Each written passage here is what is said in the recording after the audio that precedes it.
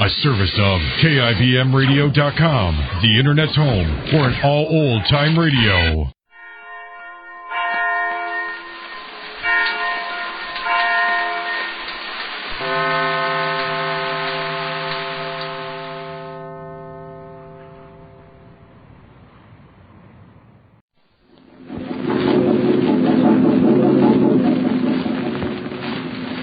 The Mysterious Traveler.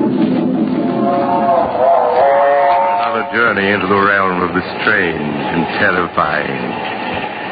I hope you will enjoy the trip, that it will thrill you a little and chill you a little. So settle back, get a good grip on your nerves. Where are we going? You'll find out when we get there. I hope it's not making you nervous being alone with me here in the dark. Darkness stirs strange terrors in some minds. For the things that happen at night are sometimes most upsetting. Things such as cats that vanish or die, as in the tale of The House of Death.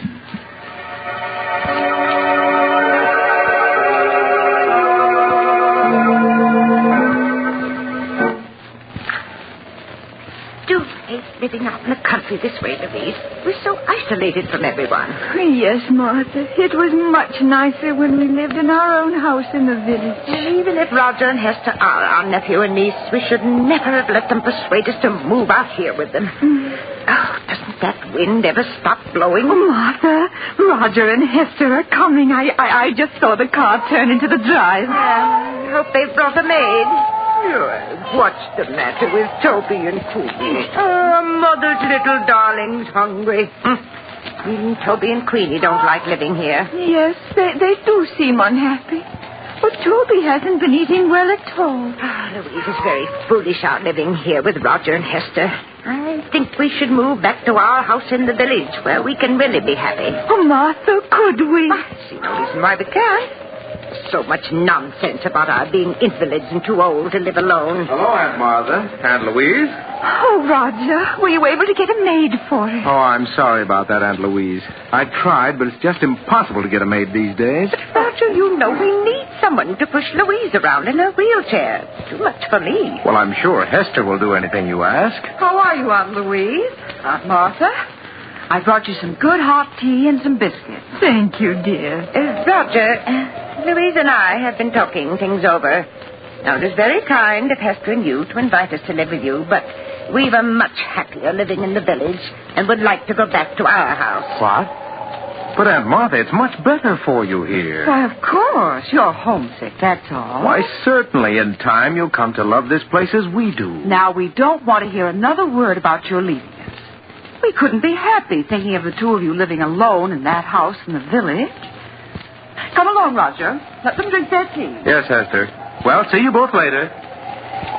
They're really so good to us, Martha. But I do wish they'd let us return to our own house. Tea tastes strange. You tried it yet, Louise? No. Well, yes, you're right. It does taste funny. Probably the water they use. Nothing out here seems as good as it was home. You better not drink any more of it. Oh, do you remember the little teas we used to give when we lived in the village? Mary Thompson came over every afternoon. It was so nice. There's no reason why we can't move back to our house and have those teas again. But you heard what Roger and Hester said. Our health isn't so good, and we need someone to look after us. Well, what of it? All that money Father left us, we can afford a dozen servants.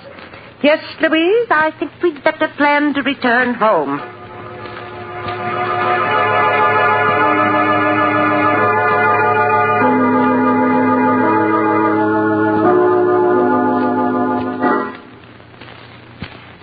The mail car in sight, Louise? No, Martha, not yet.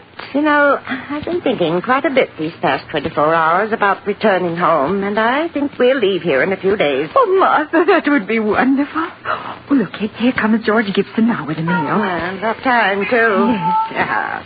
How would fat Toby and beautiful Queenie like to go back to their own little home? Oh, Martha, they understand perfectly what you're saying. Look how happy they are. Good they do. Hello, Aunt Martha. Aunt Louise. George Gibson just delivered the Sentinel. Oh, Here you are. Thank you, Roger. We've been waiting all day for it. Oh, that's all right, Aunt Louise. Hester will soon bring you your supper. Now, let's see. Oh, Martha, let's look at the obituary notices first. Just what I was turning to, Louise. Here we are. Did anybody we know die? Now, let me see. Oh, yes. You remember Amos Wilson, don't you? Yes. He died 2 days ago. Poor Amos. He was about your age, wasn't he, Martha? Certainly not. He was a good deal older. Martha, look at this. Why, it says that Mary Thompson is entering the home for the infirm. The poorhouse? Oh, no, it can't be. Oh, the dreadful place. I'd sooner be dead than in that home. Poor Mary. Oh, I shudder every time I think of that horrible place. The poorhouse. Martha, after we move back to the village, can't we have Mary come to live with us? Yes, of course. Going to the poorhouse would be the death of her. Oh. Huh? Louise, what are you staring at in this paper? No, it can't be. What can't be? Read what it says in the real estate column. The old Abbott mansion, owned by the Mrs. Martha and Louise Abbott, has been put up for sale by their nephew, Roger Abbott. What? What a mistake. We never told Roger to sell our house. I wouldn't dream of it. Well, Martha, it's been in the family for almost a century. How could Roger do such a thing? I'll soon find out. Roger! Now, Martha, you mustn't get excited. But why should he want to sell our house? Are you calling me, Aunt Martha? Yes, Roger. What's this in the Sentinel about our house being for sale? Oh, is it in the Sentinel? Oh, I'm sorry. It is a mistake, isn't it, Roger? No, Aunt Louise. Oh. You see, as co-trustee of Grandfather's estate, I thought it would be a good idea to sell the house. Prices are high these days, and the house is rather old. But you have no right to put the house up for sale without telling me. I won't hear of the house being sold. Now, you mustn't get excited, Aunt Martha. If you don't want the house sold, I'll remove it from the market. Oh, please do. We couldn't live in the house if it was sold, could we, All Louise? right. I'll take care of everything. Everything's going to be all right now. I don't like it, Louise. I don't like it at all. Why did he try to sell it without telling us? It does seem strange. Louise, we must get in touch with Judge Smith. Yes. He's the administrator of Father's estate, and he'll take care of everything for us in the way we want it. It isn't that I don't trust Roger, but you must recall the scrapes he was in when he attended college. Convent after that.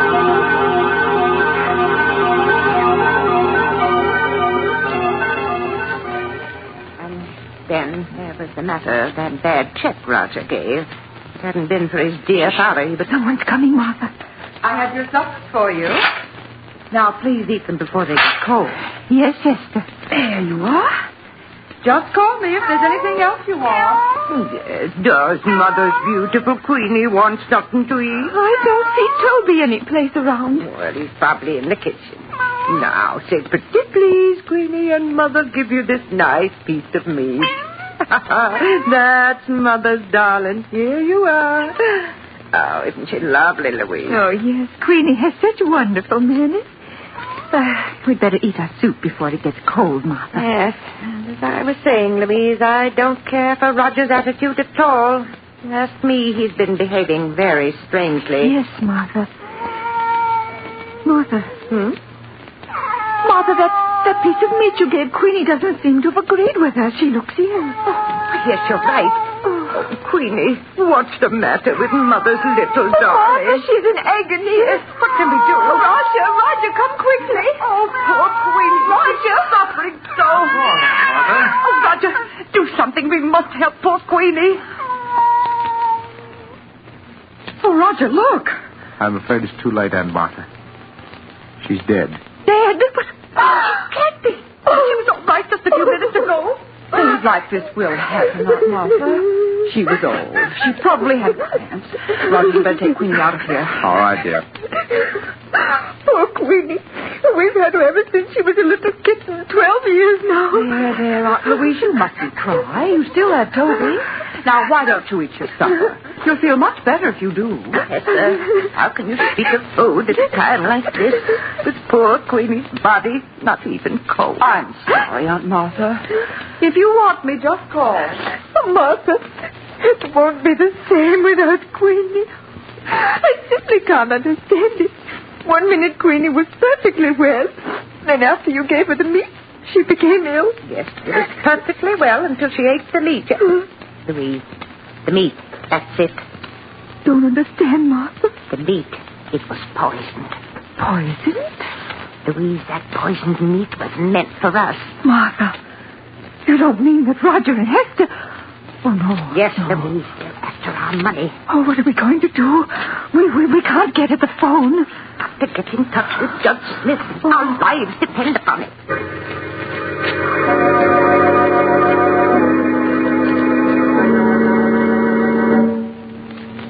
The two old ladies stared at each other, terror in their eyes.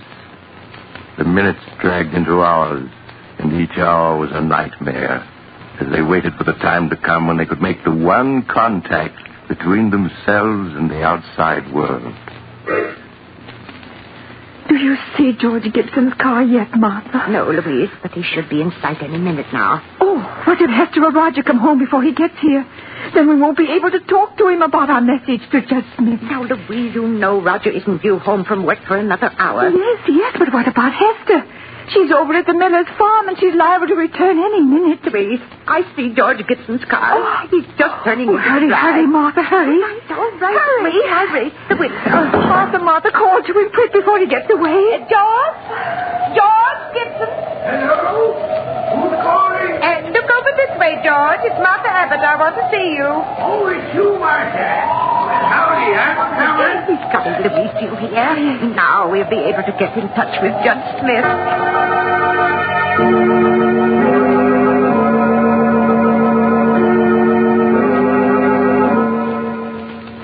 But after George Gibson left the Abbott sisters, he met Hester a half-mile up the road. The two conversed for a minute. Then George Gibson continued on his way. Hester stared after him as he drove away, her face tense and white. Then, as if suddenly understanding the implication of his words, she turned and ran towards her home, her heart pounding with fear. Roger, I just met George Gibson, and he told me that when he delivered the mail here, Aunt Martha and Aunt Louise called him into the house. Call him into the house? Yes. They asked him to get Judge Smith for them at once. I told you it wasn't safe to leave them alone, even with the phone locked in our room. All our plans may have been for nothing. Oh, Roger, do you think they suspect? I don't know. I do know it was a mistake letting them talk to George Gibson. After all our careful work, we can't let everything be spoiled now.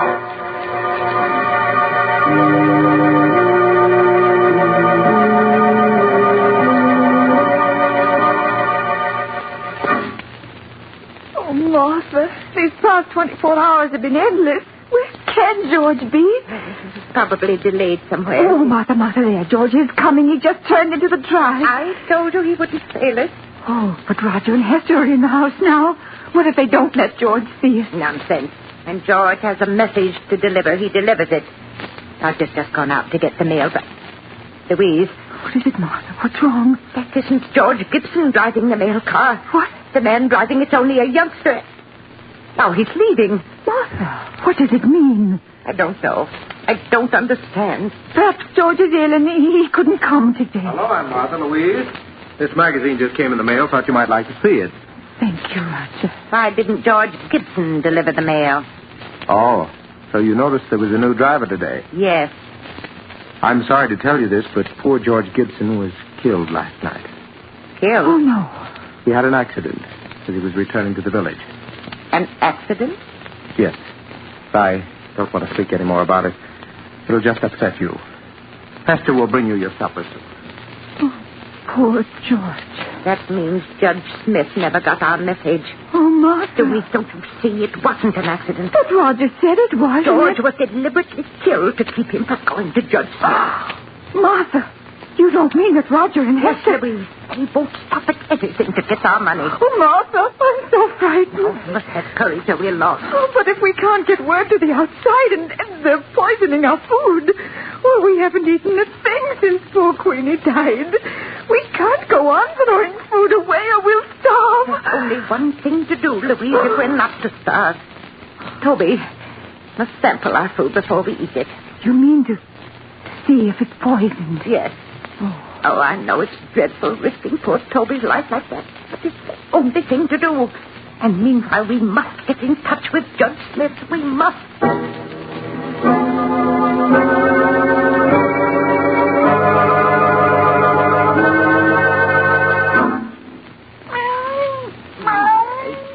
You are, Toby, a nice piece of meat for Mother's little darling. Martha? Where are you feeding Toby? He gets plenty to eat in the kitchen. Of course. I've always fed Toby from my own plate. He expects it. But, Aunt Martha, if you feed that meat to the cat, there won't be enough for you. Yes. If you're to get well, you need all that food. Now, I don't want you feeding Toby any more of it. Here, Toby. Come along, boy. Come on out to the kitchen while Aunt Martha and Louise eat their supper.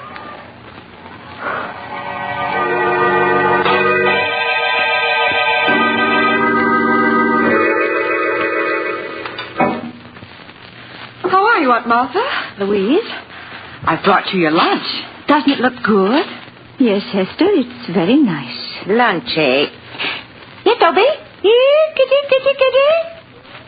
Hester, have you seen Toby? No, Aunt Martha, I haven't. Oh, but where could he be? Toby's always on time for meals. He's probably someplace around the house. Now, eat your lunch before it gets cold. Oh, Martha, where can he be? Toby will be along in a few minutes. We won't touch a bit of this food until he's tried it first. Oh, I do wish he were here. I'm so hungry. Louise, don't touch a thing on that tray. It isn't safe. Oh, here, Toby. Here, kitty. Here, kitty.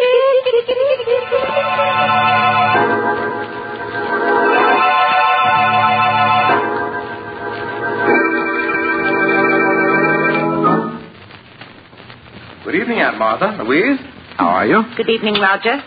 I have your supper here for you, too.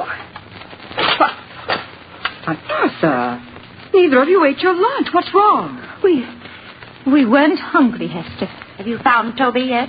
No. I've looked everywhere for him, but he seems to have disappeared. Oh, no. Now, you mustn't worry. I'm sure he'll turn up. Yes.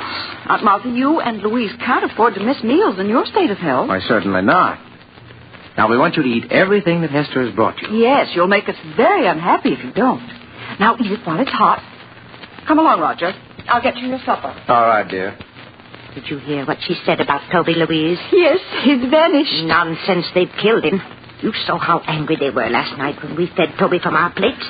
They've killed him, so he won't spoil their plans. Oh, Martha, what are we going to do? I'm so hungry.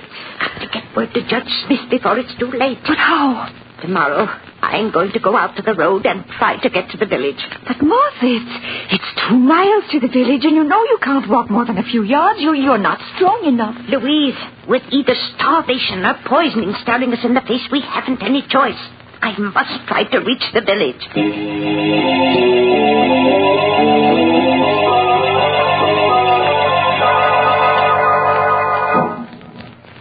The next morning, after Roger had left for the village and Hester had gone to the Miller farm, Martha dressed as quickly as her shaking hands would permit. Louise watched nervously as her sister quietly opened the door and started on her long, painful way to the village. Hello, Aunt Louise. Oh, Why, where's Aunt Martha? Aunt Martha? She's someplace around the house. But I've just been through the house. Why, her closet is open. And her hat and coat are missing. Aunt Louise, did Martha leave this house? Why, yes, she said she wanted to go for a walk. Go for a walk? At her age and in weather like this? Why, it'll be the death of her. Did she start out toward the village? Answer me. Yes, Hester. I'll phone Roger at his office. She must be stopped.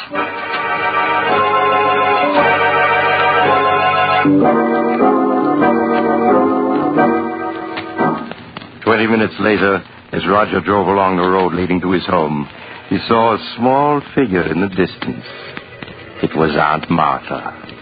There was a weary, painful look on her face as she hobbled towards the village. In spite of her determined resistance, he put her in his car and drove rapidly on home. One thought was uppermost in his mind. He must make sure that this could never be repeated. Oh, Martha, I'm so hungry. Yes, Louise, I know. So am I. We've gone 3 days now without eating. We left them our money and our wills. Why must they kill us? They're nothing but common murderers. Oh, if there was only some way to get word to the village. Louise, I've got an idea. What is it, Martha? If we were to set fire to the house, they'd see it in the village. Yes. And then the fire company would come out. Then we'd be able to tell them we'd be saved. Oh, but Martha, Hester and Roger would put out the fire before it could get big enough. Louise, I know a way we can prevent them from putting out the fire. You do? Yes, and we can save ourselves, Louise. We can save ourselves.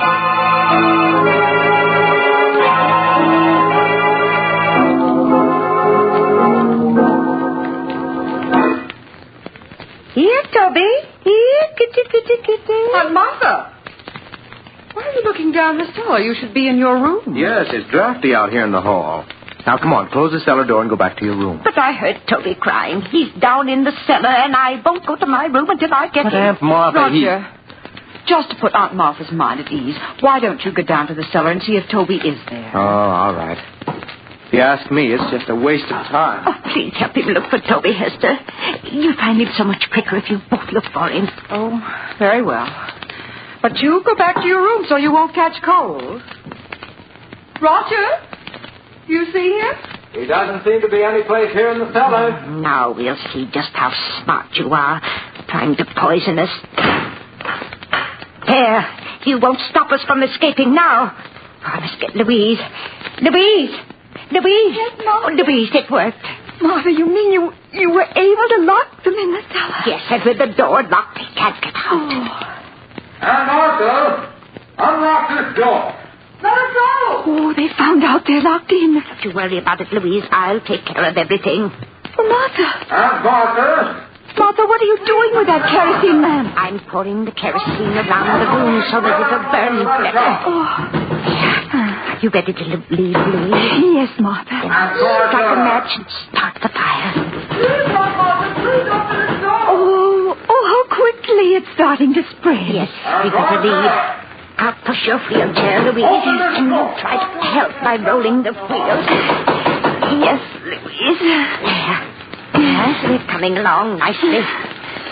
Oh, Martha, I hate to do this. Louise, you mustn't waste any pity on them. Even if they are our niece and nephew, they're nothing but common murderers. Yes, I suppose you're right. Now I'll just open the front door and we'll be free. Roll the wheels a bit, Louise. Yes, I am. Just a few feet more and we'll be safe. There. Far enough away from the house to be perfectly safe. Oh, my. The whole house is on fire now. Yes, lovely fire, isn't it? I don't feel cold at all. Oh, do you think they can see it in the village by now, Martha? I'm sure they do. Now remember, Louise, when the fire company gets here, we don't know what happened to Roger and Hester. We just managed to get out ourselves. Yes, Martha. If we told them what we were forced to do to escape, we'd have to reveal that our own niece and nephew were poisoners, murderers. We don't want to disgrace the family name, Louise. Oh, no, Martha. Of course not. Oh, look, Martha, look. The roof is beginning to go.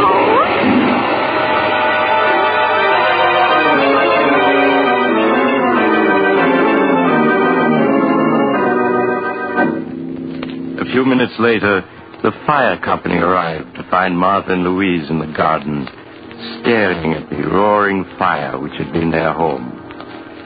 It was too late to save the other occupants of the house, so the men were forced to stand by helplessly and watch it burn.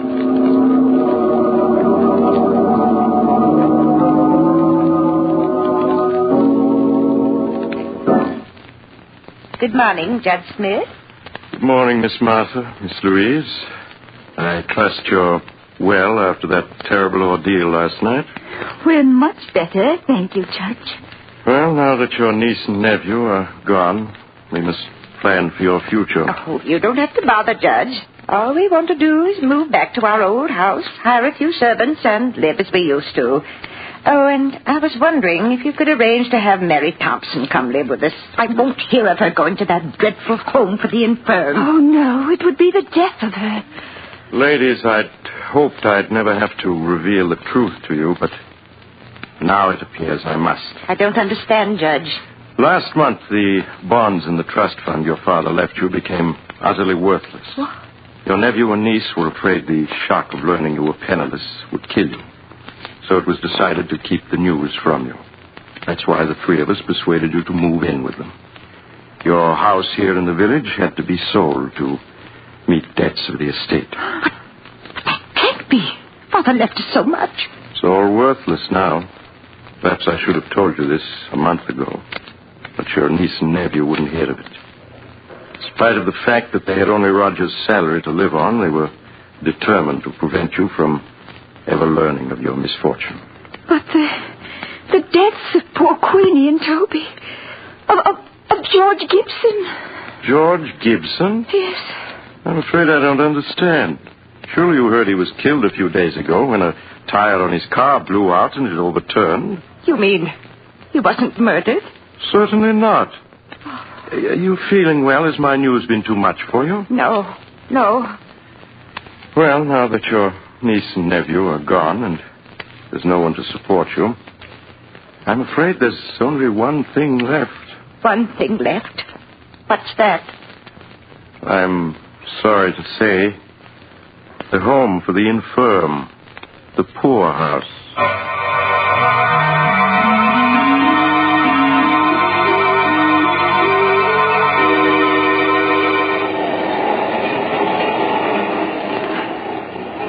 This is the mysterious traveler again. Have you enjoyed our little trip?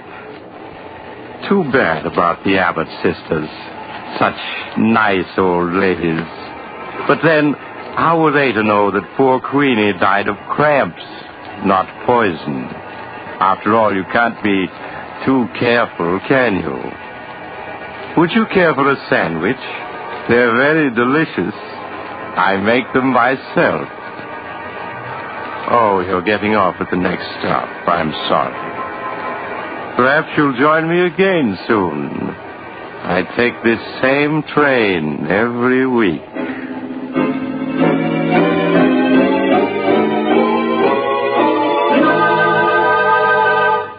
You've just heard Chapter 9 of The Mysterious Traveler, a series of dramas of the strange and unusual brought to you each week by station WOR. In tonight's program, The House of Death, Irene Hubbard played Martha Abbott and Elizabeth Morgan played Louise Abbott. The Mysterious Traveler, written by Robert Arthur and David Cogan, is directed by Jock McGregor. Original music was played by Doc Whipple.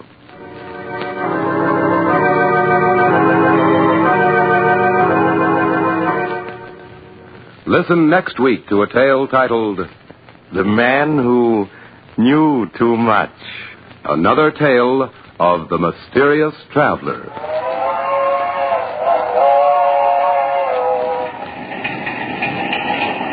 The Mysterious Traveler is presented by WOR Mutual every Sunday at 7 over most of these stations. This is Mutual.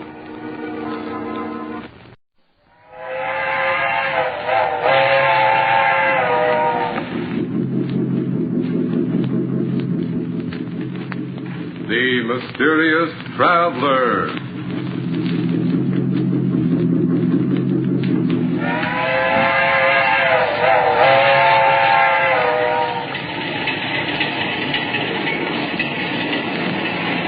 This is the Mysterious Traveler, inviting you to join him on another journey into the realm of the strange and terrifying. I hope you will enjoy the trip, that it will thrill you a little and chill you a little.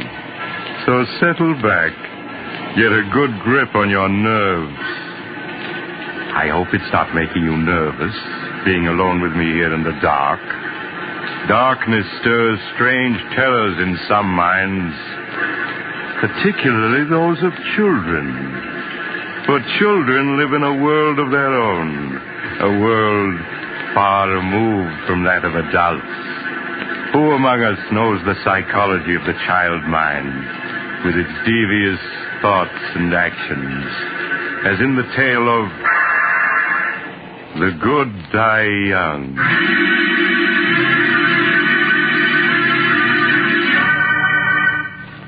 Years ago, when I was practicing medicine, I brought a child into the world, a girl who was named Sandra. In the years that followed, she grew into an extremely beautiful and clever child. But my story begins the day that Martha, the housekeeper, was finishing her duties for the last time. Sandra, come in here. I want to see you. Sandra! Were you calling me, Martha? Yes. I told you to come right home after school.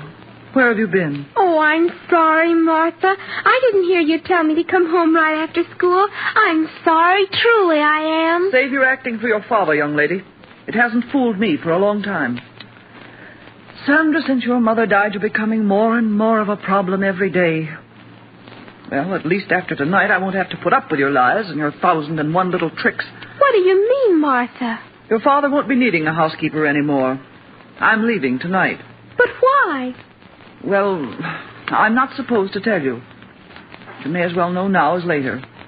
Your father is bringing home a new mother for you tonight. A new mother? Yes, he's just married again. But I don't want a new mother. Daddy and I don't need anyone else. We're happy the way we are. Sandra, stop screaming. I won't have it. Do you hear? I won't have it. Your new mother's a very fine woman.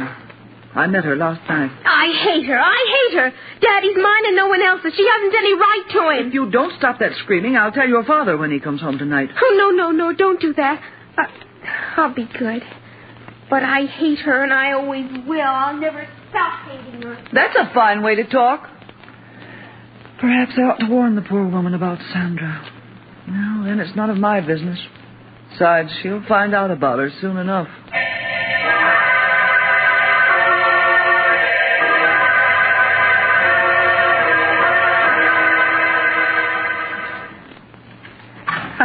Stephen, it's ridiculous you're carrying me across the threshold. All right, darling. It's tradition in my family to carry the bride over the threshold. There you are. Oh, Stephen, what a lovely house. Mm-hmm. Oh, you haven't seen the best part of it yet. Sandra. Do you think she'll like me, Stephen? I do so want her to. Of course she will. Perhaps you should have told her about us, instead of breaking it to her so unexpectedly like Oh, this. nonsense, Helen. I know my daughter. She's a wonderful child. And she'll fall madly in love with you at the first sight, just as her father did. Sandra, where are you? Daddy. Daddy, you're home early. Oh, I'm so glad. How are you, darling? Oh, Daddy. I have a surprise for you. A surprise? Mm-hmm. Sandra, this is Helen. Helen, I want you to meet my daughter, Sandra. Hello, Sandra. Hello. Darling, the surprise I just mentioned is Helen. We were married this afternoon. That means that Helen is now your mother. Oh, Daddy, that's wonderful. Now I'll have a mother just like all the other girls do. Oh, I'm so glad. So am I, Sandra. And I'm sure we're all going to be very happy together. Of course we are.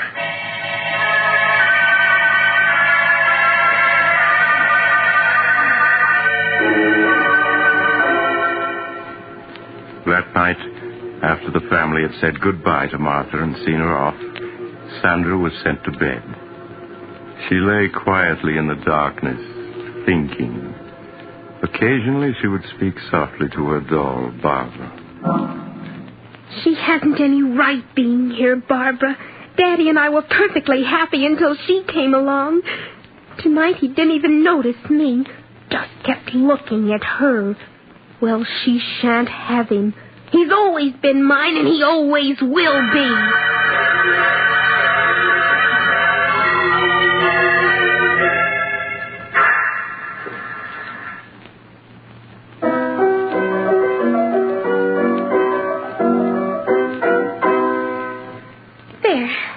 enough of that. Now, let me see.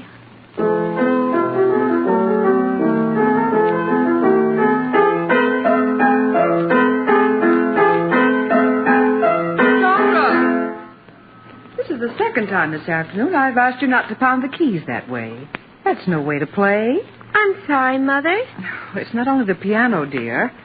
There are many other little things. And you pay no attention when I speak to you about them. I don't mean to do them, Mother. I just forget. Well, please try to remember, dear. Now, I want you to play the piano as you did last night for Daddy. He was very pleased. Yes, Mother.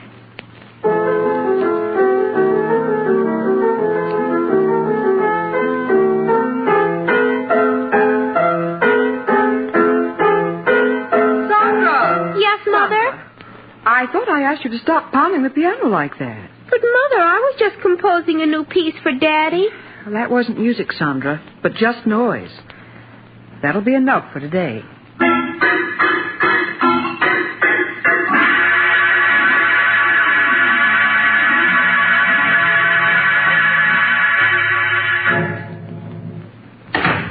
Hello, beautiful.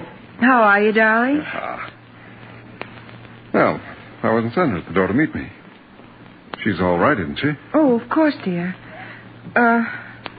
Stephen. I was a bit angry with Sandra this afternoon. Angry with Sandra? Why? What'd she do? Well, several times this afternoon I had to speak to her about pounding the piano, being loud and discordant. Well, that isn't like Sandra. You know how well she plays. Yes, of course. That wasn't the way she played today. Well, I'll go up and see her. All right. Supper will be ready soon. All right, Ellen.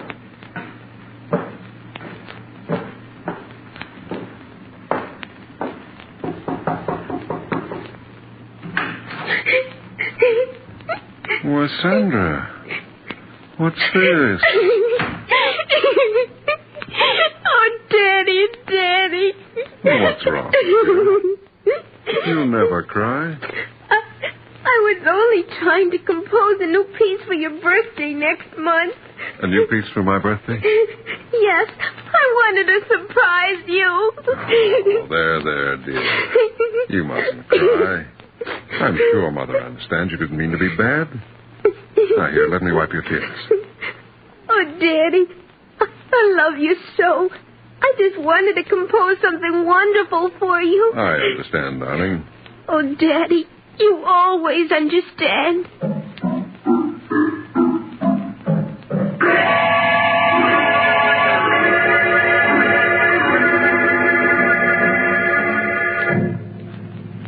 Is supper ready to do? Mm-hmm. Where's Sandra? She'll be down in a minute. Helen. Yes, Stephen? She really didn't mean to pound on the piano and get on your nerves. It's just she was trying to compose a new piece for me. But, Stephen, it wasn't music. It was just noise. Well, you mustn't be harsh with her. You know what children are like. In their enthusiasm, they forget what they're told. But, Stephen, I don't know exactly what to say. It's just a question of being patient with her, winning her love. All right, Stephen. Perhaps I was a bit impatient with her. You know I want nothing more than for the three of us to be happy together. I know that, darling. And the three of us will be happy together.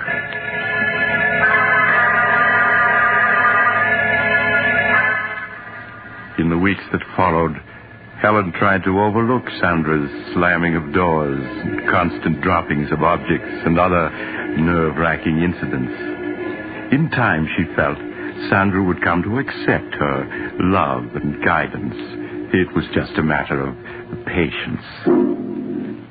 Sandra, is that you? Yes, Mother. Please sit down, dear. I want to talk to you. All right, but do hurry. Daddy will be home soon. Sandra, every day I've been giving you milk money for school.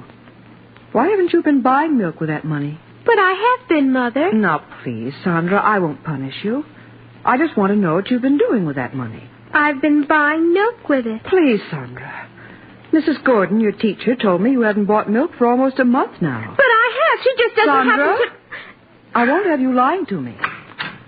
Now, that's your father. We'll see what he has to say about this. You don't understand. Stephen. Hello, darling.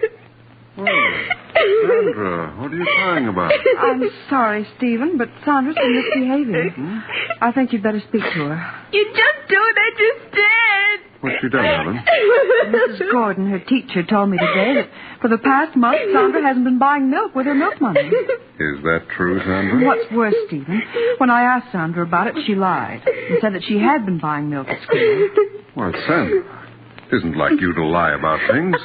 I didn't mean to lie about it. I just wanted to keep it a surprise. What a surprise. Your birthday present. Oh? I saved my milk money so that I could buy you a pipe. It's here in this box. Sandra, you know I'd have given you money to buy a birthday present for Daddy. It isn't the same thing. I wanted to buy him a present with my own money. Oh, I'm sorry, Sandra. Only you might have told me about it when I asked you. And then it wouldn't have been a real surprise. I did want to surprise Daddy, so... But you have, darling. This is a beautiful pipe. No, the surprise is spoiled. Your birthday isn't till tomorrow. Well, this is much better, darling. It means I'll be able to smoke this pipe tonight. Oh, now, please stop trying. You go upstairs and wash your face and hands, huh? All right, Daddy. I'm sorry, Stephen, but I had no idea what she'd done with the money, and she did lie when I asked her about it. Well, if you don't have a little more faith in her, Helen, I know it's difficult to understand her at times, but that's because as a child she looks at things differently. I'm sorry, Stephen, if you think I failed with her. Oh, but you haven't, Helen. I'm sure that in time she'll come to love you as much as she loves me. I don't know, Stephen. I often wonder about that.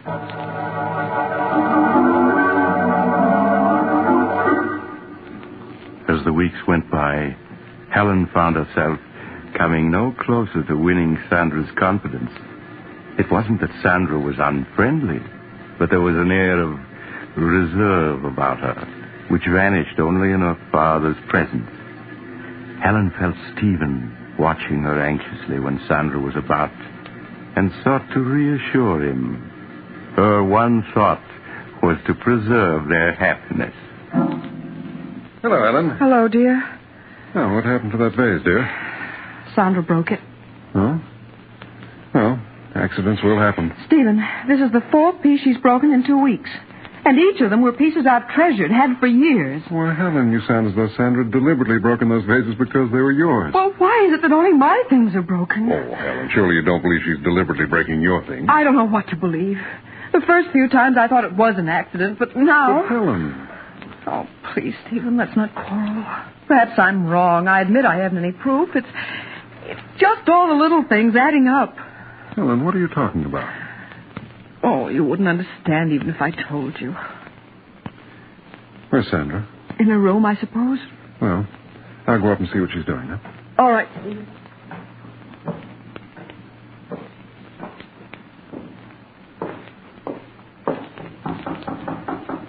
Sandra, it's Daddy. Are you in your room? Huh. It's funny. She isn't here. Hello, what's this? A note addressed to me. Dear Daddy, I'm sorry about the broken vase. Tried my best to be a good girl, but everything I do seems wrong. I make Mother very unhappy, so I'm running away. I love you very much and always will. Your daughter, Sandra.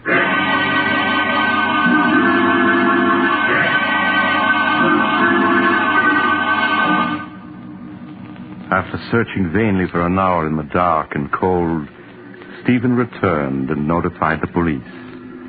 All through the long hours of the night, he and Helen sat up, not saying a word, each afraid to speak, for fear of what might be said.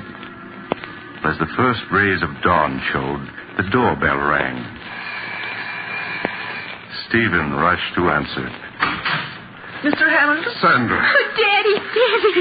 Darling, everything's all right now. I'm police matron from the 55th Street station, Mr. Hamilton. One of the officers on the force just found her. Thank you. Thank you very much for bringing her home. Oh, that's all right, Mr. Hamilton. It's our job. Goodbye. Goodbye. There, dear. Don't cry. Oh, Daddy, it was so dark out there. And I thought I'd never see you again. What a thing to say. How do you feel, Sandra? You want me to take her, Stephen, and put her to bed? No, I'll do it, Helen. All right, Stephen. Just as you say.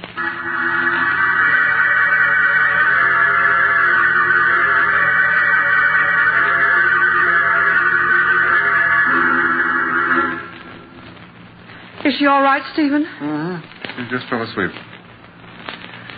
I hope her being out all night won't have any after effects. Stephen, you feel I'm to blame for her running away, don't you? Of course not, Helen. It's just that... Well, you don't seem to understand that. But, Stephen, I've tried so hard. Oh, it's no use. She doesn't want me here, never has. Helen, how can you talk like that? Why, she was delighted the day I brought you here as my wife. Yes, I thought she was in the beginning. But now I know she was just pretending. Pretending? Yes, Stephen. From the first moment she saw me, she resented me. She feels I've come between you, taken her place in your affection. Oh, Helen, how can you say such a thing? It's true, I tell you. She sees me as a rival for your love. You're just imagining all this. I'm not, I tell you. Oh, it's no use, Stephen. We can't go on this way. What do you mean? Don't you see? We aren't happy anymore. Instead of things improving, they get worse. Perhaps it would be best if we were to separate. Helen, I won't hear of it. I love you, darling. I wouldn't want to live without you. Whatever misunderstandings we may have about Sandra, I'm sure we can straighten them out. I don't know, Stephen. If you love me, Helen, you won't give up so easily. Please, say you won't leave. All right, Stephen. I won't leave. Perhaps we will be able to work this out. I hope so.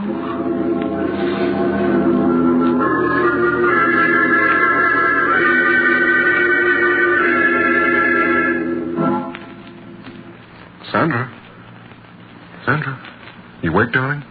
Yes, Daddy. Sandra, Mother and I were very upset when you ran away last night. Mother seems to think you ran away because you couldn't get along with her. She felt so badly about it, she wanted to go away. She did? Yes. But I told her how much we both loved and needed her, so she's promised to stay. Oh, I see. Sandra, you will try to be a good girl and do as Mother wants, won't you? It would make Daddy very happy. Oh, Daddy, I'd do anything to make you happy, anything. That's a good girl, darling. Now, you get up and get dressed, huh? I'll wait for you downstairs. All right, Daddy. Just doesn't understand. He should have let her go, but she's still here. And she's going to stay. I won't have it. I won't have it. I hate her. I hate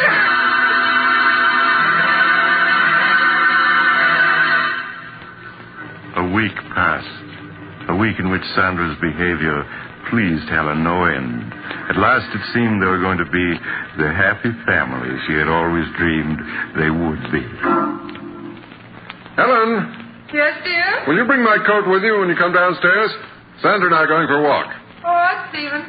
I'll get it and be right down. Daddy, can we walk down to the river? Oh, we won't have enough time for that, Sandra.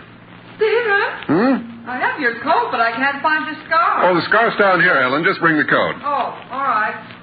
Stephen, I hope... Helen! Helen, are you all right? Helen, speak to me. Daddy, is she dead? No, Sandra, don't talk like that. Quick, phone Dr. Smith at once.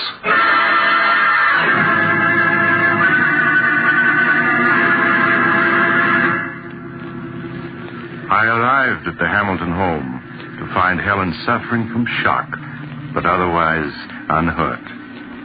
I was somewhat disturbed, however, to find her very nervous and run down. She'll be all right, won't she, Doctor? Yes, of course. I'm going to leave you a prescription, Mrs. Hamilton. It's something that will help quiet your nerves. You ought to take it twice a day. Here's the prescription, Mr. Hamilton. Thank you, Doctor. I'll have it filled at once. Well, Sandra, how are you? You've been so quiet, I hardly knew you were here. I'm fine, thank you. You're You're growing up to be quite a young lady. Are you still troubled by nightmares? Yes, she still has them once in a while. No, it's just her nerves. If she continues to have them, you might give her some of the medicine I've prescribed for your wife. Well, I must be leaving. Goodbye, Mrs. Hamilton, and stay in bed a few days. I will, Doctor. Goodbye. Goodbye, Doctor. Oh, darling, you gave us quite a scare. Yes, I slipped on something on the top step. You must have slipped on a marble, dear. I found 7 or 8 of them on the top step. Marble? Sandra, were they your marbles? No, Mother. They belong to Margie. She must have left them on the stairs when we were playing here. Oh, I see. It wasn't my fault. Truly it wasn't. Of course it wasn't, Sandra. Mother knows you wouldn't leave marbles lying around where she could slip on them. Isn't that so, Ellen?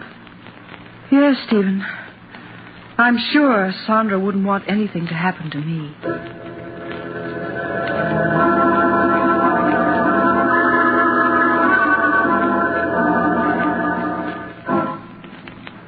Sandra, will you come into Mother's room a moment, please? Yes, Mother. The medicine that Dr. Smith prescribed for me is in the bathroom. Will you get it for me, please? All right, Mother. You'll find it in the medicine chest. It's in a blue bottle. Yes, I know what it looks like. Oh, here it is. That's fine, Sandra. Just bring it to me. Here you are, Mother. Thank you, dear. Oh, Sandra, this isn't the medicine that Dr. Smith prescribed for me. Didn't you read the label? This bottle has poison in it. Poison? Well, yes. It's right here in red letters on the label. Oh, I'm sorry, but this bottle is blue, too. It looks just like the one with your medicine. Yes, it does at that. Now, I'll put this bottle of poison back and get me my medicine. Yes, Mother. I'll have to get rid of that poison. It's too dangerous to keep in the medicine chest. Would have been awful if you took the poison, wouldn't it, Mother? Or you might have died.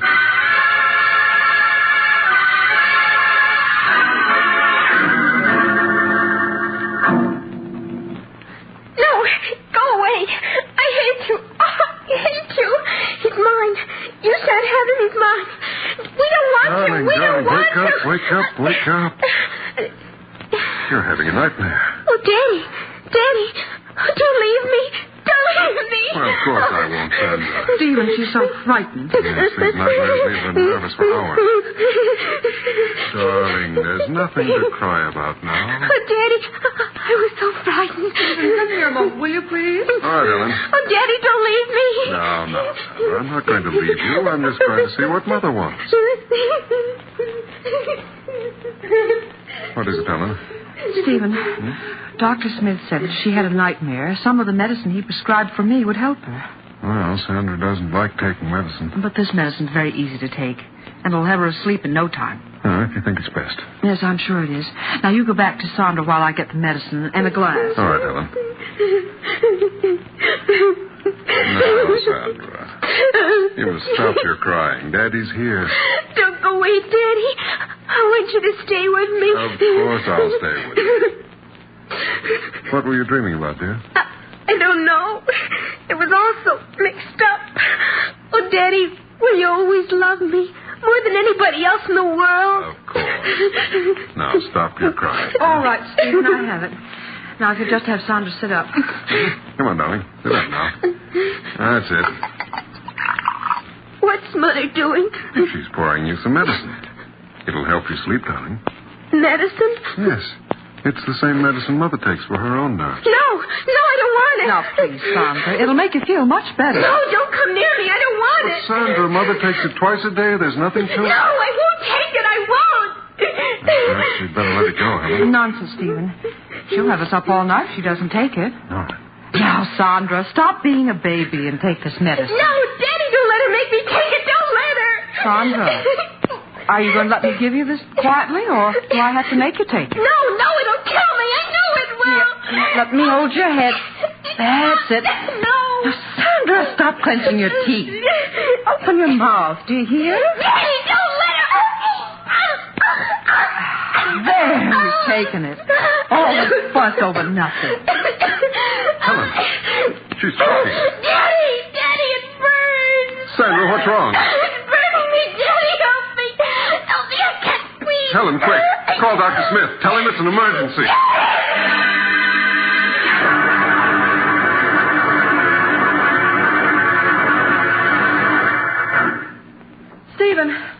is Dr. Smith? Let me see her. She's been unconscious for 10 minutes now. Doctor, you must do something. I'm afraid it's too late, Mr. Hamilton. She's dead. Oh, no. No, she can't be. I'm sorry.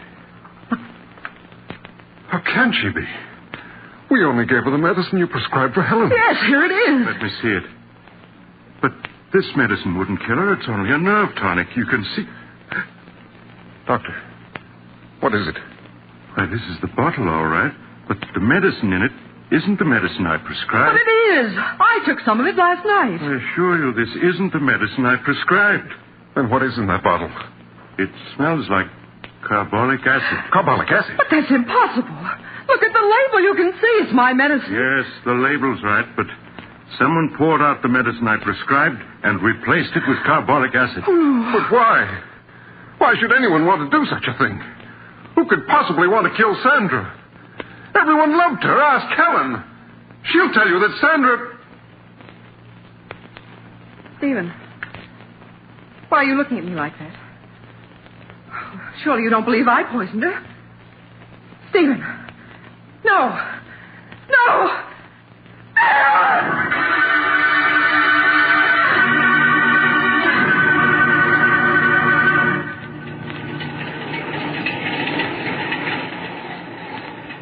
This is the mysterious traveler again.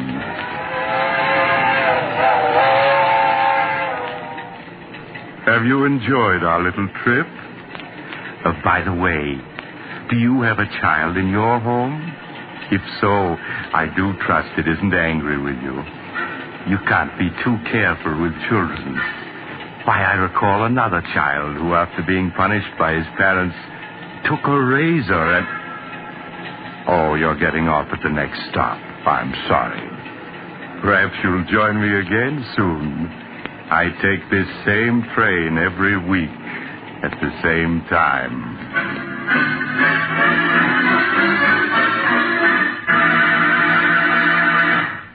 You've just heard Chapter 13 of The Mysterious Traveler, a series of dramas of the strange and unusual brought to you each week by station WOR. In tonight's program, The Good Die Young, Betty Jane Tyler played Sandra. The Mysterious Traveler, written by Bob Arthur and David Cogan, is directed by Jock McGregor. Original music was played by Doc Whipple.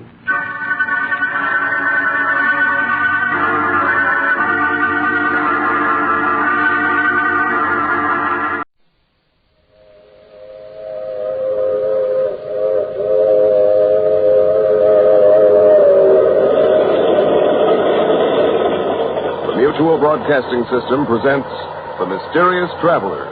Written, produced, and directed by Robert A. Arthur and David Cogan, and starring tonight two of radio's foremost personalities, Santos Ortega and Ann Shepard, in Out of the Past.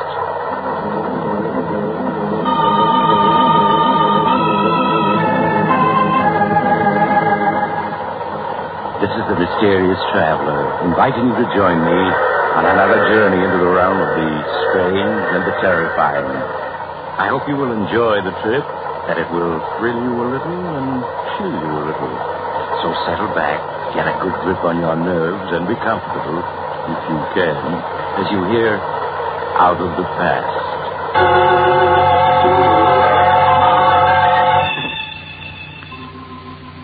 Your name is Joan Morgan. And as you stand looking over Central Park from your penthouse terrace on this beautiful spring day, you can't help but feel you're the luckiest woman living. You're young, attractive, fairly wealthy, and happily married to a Broadway actor. Yes, Joan, there's little more you could ask for. The doorbell rings. You run to the door to greet your husband, Keith, who is home from his matinee performance. Hello, beautiful. How's my one and only? Hello, darling.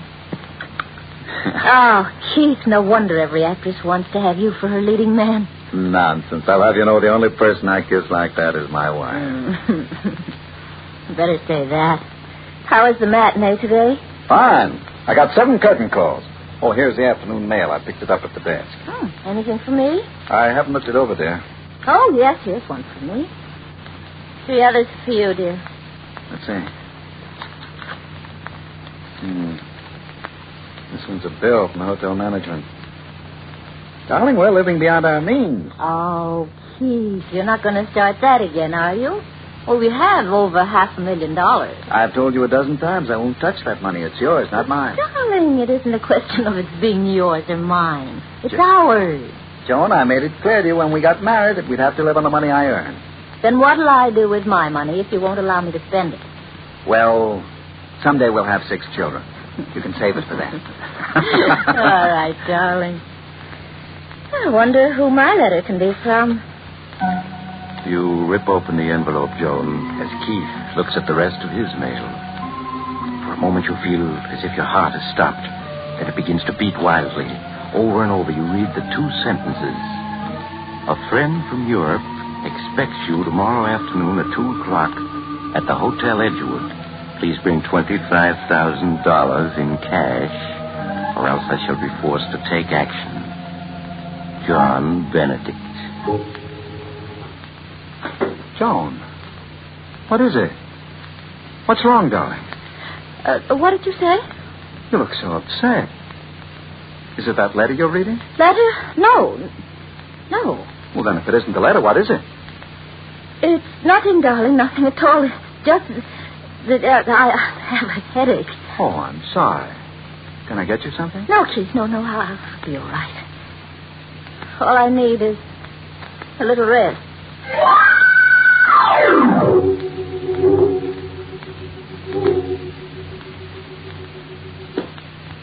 Come in, won't you, Joan? Sorry to have kept you waiting. Martin, you must help me. Why, of course, Joan. You know I'd do anything for you. Sit down and tell me about it. Martin, I'm in trouble. I'm in great trouble. Joan, what is it? What's wrong? I'm being blackmailed. Blackmailed? Yes. By whom? A man named John Benedict. I don't know who he is. But I received a letter from him yesterday afternoon. There's only one thing to do, and that's to go to the police. I'll call the district attorney. No. I can't go to the police. Why not? This man, Benedict, knows something I can't afford to have exposed. What does he know, Joe? Please, don't ask me. I know that you were my father's best friend, but I can't tell you. Believe me, if it ever gets out, it would ruin my marriage. My life. I couldn't stand to lose Keith. I couldn't. I'd rather die. All right, Joan.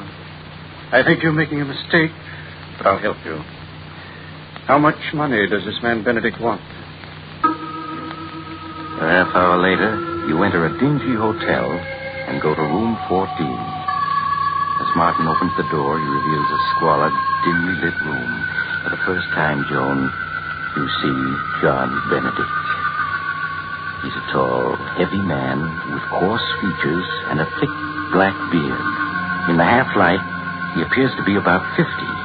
His clothes are of fine English cut, but time and wear have taken their toll.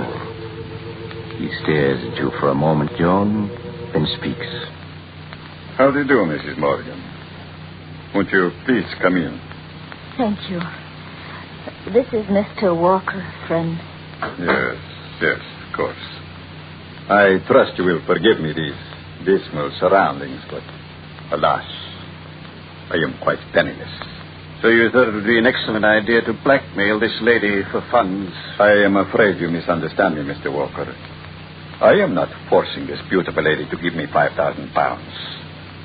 Rather, I am, shall we say, requesting a loan. Yes, but if she doesn't give you this loan, you'll ruin her marriage or her life.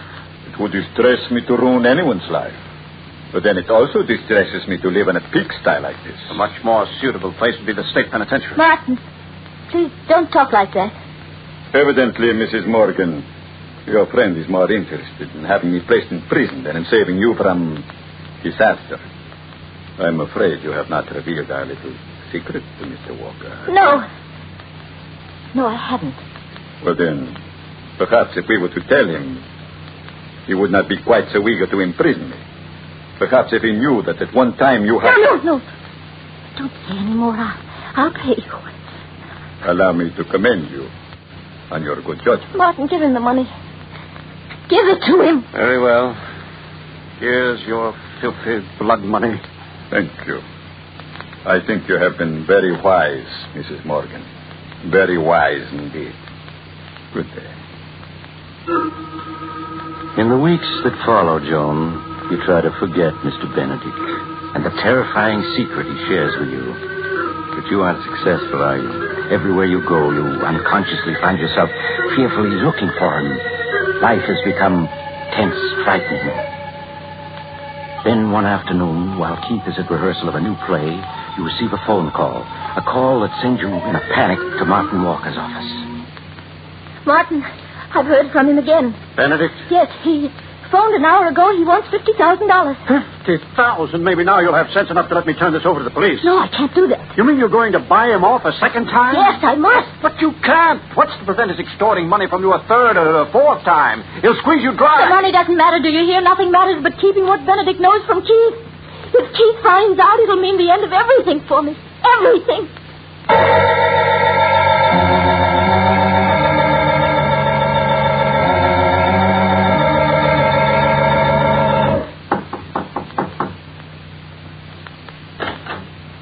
Good afternoon, Mrs. Morgan.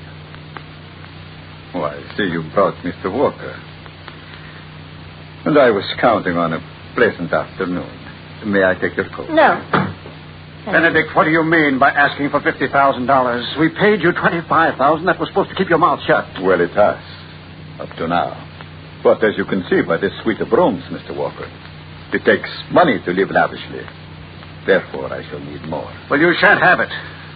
We paid you off once. We're not paying you off again. There's a limit to what anyone will pay. Yes, quite true, Mr. Walker. But the limit has not been reached as yet. You swine. If I had my way, I'd call the police and put you where you belong. Mrs. Morgan, I am afraid you are allowing your friend to go too far. I have but to pick up this telephone, and your world will come crashing down about. No, don't do that. Don't do that. Don't. Martin, give him the money. But Joan, give it to him. I can't stand this any longer. Very well.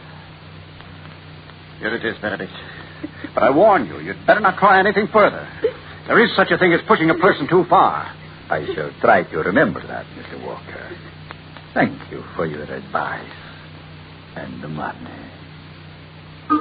You're trembling with fear as you leave Benedict's luxurious suite, aren't you, Jordan? And even when you reach your own apartment, the fear hasn't left you. Weeks pass, and life is a nightmare.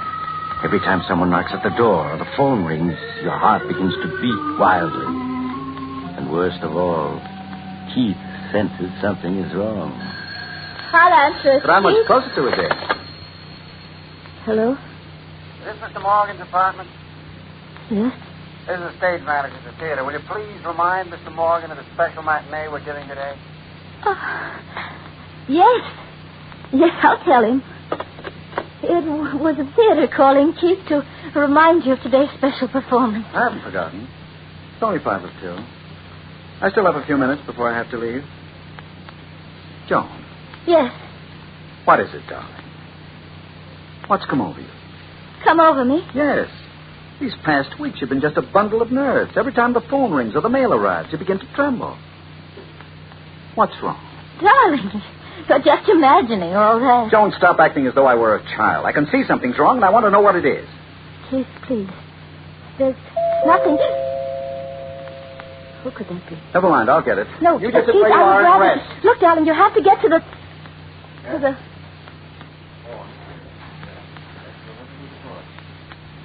What's taking him so long? Why doesn't he come back? Keith? Who is it? Keith! Joan, what is it? Why did you scream like that? I didn't scream. Who was that at the door? Well, it was just a special delivery boy. He brought the special delivery for you. Special delivery? Yes, here. Thank you. Aren't you going to open it? After all, it is a special delivery. Yes. Of course. I never saw anyone so afraid of a letter. Who's it from? Joan, what's wrong? Nothing. Nothing. Don't tell me that. You look as though you were going to collapse. Now, give me that letter. No, I said, please, give it to me. No, please. There, that's better. Perhaps this letter will tell me what's wrong. Well, it's only one sentence. I will phone you at 2. There isn't even a signature. Who wrote this note, Joan? I don't know. You must know, else why would you have grown so pale? I'll phone you at 2. It's almost 2 now. I'll wait for that call. Please. You must have faith in me. All these weeks I've had faith, said nothing, hoping you'd tell me what was wrong. Now I must find out for myself. Well, right on time. Just 2 o'clock. Please, don't answer. Take your hand off the phone, Please, Joan. Keith, no. I said take your hand off the phone. Hello? Hello? Hello? No answer. Another call hung up when they heard my voice. I suppose you won't tell me who it is? All right, then. I have to leave for the matinee now. I won't be home for dinner, but when I return after tonight's performance, we'll have this out once and for all. Please. I just can't tell you. If you'd only Goodbye, wait, Joan. Keith. I can't.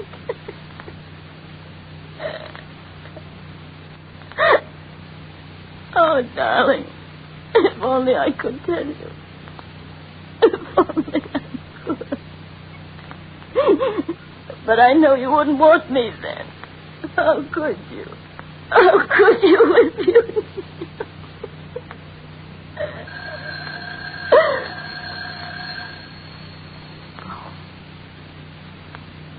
Must be he.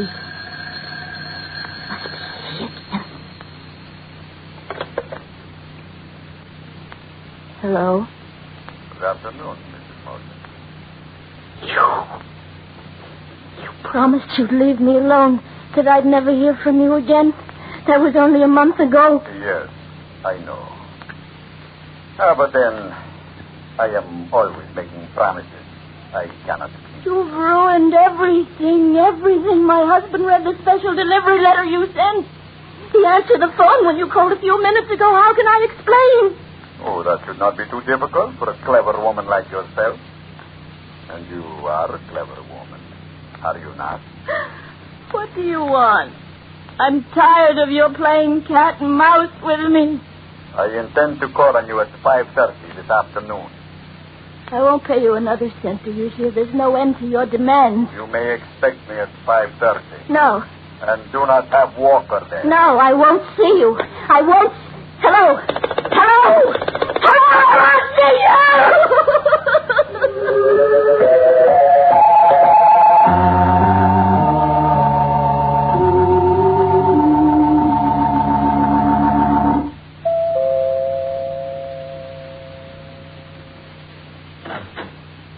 Good afternoon, Mrs. Morgan. As you can see, I am right on time. It's exactly 5:30. This is a lovely penthouse you have. It's good to see you without Walker around. How can you do this to me? I've never harmed you. Why do you insist on ruining my life? Why? My dear lady, the last thing I desire to do is to ruin your life. Unfortunately, the world you and I live in being what it is, I am forced by circumstances to live by my wits. If I give you the money now, how do I know you won't be back in another month? Oh, that is very simple. Because after you pay me off this time, there would not be any point in my bothering you again. What do you mean? I mean, Mrs. Morgan, that this time I want $500,000. $500,000? Yes. If I am not mistaken, that is what the balance of your fortune amounts to. Do you not see? Once you have paid it over to me, there would be no point in my bothering you anymore. Simple. Is it not? You must be mad. I? Oh, no, Mrs. Morgan, not I. Come now, you love your husband and he loves you. There are years and years of happiness before you. If he does not learn your little secret, you are wise. You will turn the money over to me.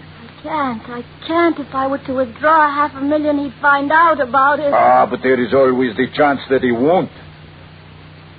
You do not do as I ask. I shall be forced to reveal the secret. No. Yes, Mrs. Morgan.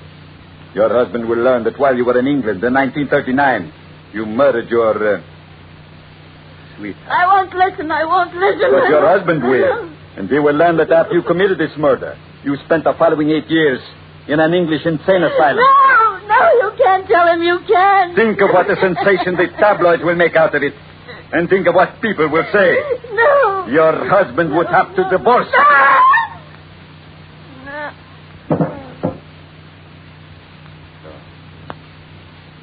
Fainted, have you? That is not going to help you, Mrs. Morgan.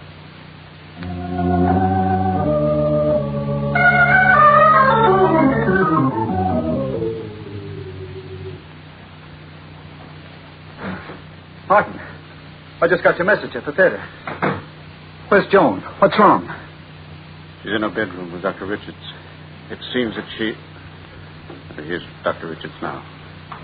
Doctor, what's wrong? Keith, you must prepare yourself for a shock. What's happened? Half hour ago, one of your neighbors on the floor heard Joan weeping and screaming hysterically. The manager knew I was your doctor and sent for me. But why was she weeping and screaming? She's had a breakdown. Breakdown? Yes. Well, I want to see her. I must. Very well, Keith, but only for a moment. Mr. Walker, I'm afraid you'll have to wait here. I understand, Doctor. Keith, you must keep a grip on yourself. All right. Joan. Darling. It's Kate. You stay away from me. Stay away, both of you. No, don't come near me. Doctor, she doesn't even recognize me. Yes, Keith, I know who you are. You can't fool me. One of you is Mr. Benedict. Maybe both of you are Mr. Benedict. Yes. I know what you're here for, but I won't let you. I won't let you. She's completely out of her mind. I know you're both Mr. Benedict. You can't fool me. Who's this Benedict she keeps talking about? I don't know, Keith. She feels she's being persecuted by this Benedict fellow. He may be real, and again, he may be a figment of her imagination. She's deathly afraid of him. Yes, she sees everyone as this fellow Benedict. I tried to give her a sedative, but she grows violent when I approach. Well, can't you do something for her? I've already sent for an ambulance. She'd be much better off in a hospital where she can have constant medical care. Come along, Keith. How is she, Doctor? Well, it may be a long time before she recovers. I'm going down to the lobby, wait for the ambulance. I suggest you two stay here. Keep an eye on her. I've left the door to her room open. All right, Doctor. Shouldn't be more than a few minutes.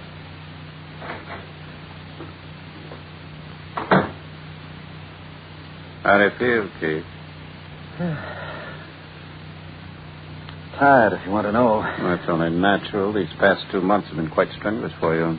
But with $500,000 and a wife who'll probably never be in any condition to ask you about it, you've done quite well. Quite well? That's an understatement. Name one actor, living or dead, who could have given as great a performance of Mr. Benedict as I did. You were superb as Benedict, I admit. Superb? Why, I was magnificent. The costume, the makeup, my accent, simply perfect. I tell you, it was the greatest performance ever given. What a pity you weren't here at 5:30 this afternoon. I'm sure I missed the performance of the age. I outdid myself. You should have heard me. Yes, Mrs. Morgan. Your husband will learn that while you were in England in 1939, you murdered your, sweetheart. That after you committed this murder, you spent the following 8 years in an English insane asylum. It's really a pity I've played my greatest role to an audience of one.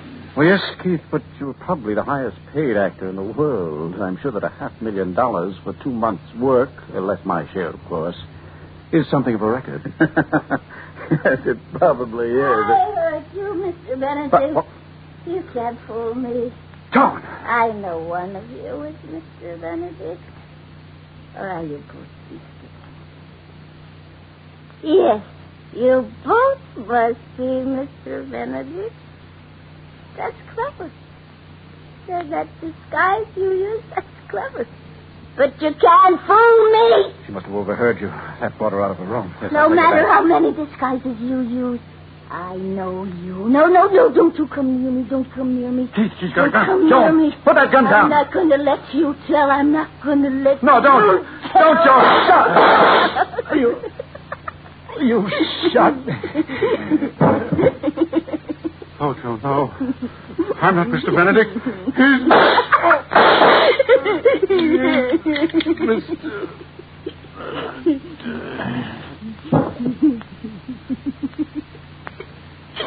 You'll never tell Keith now.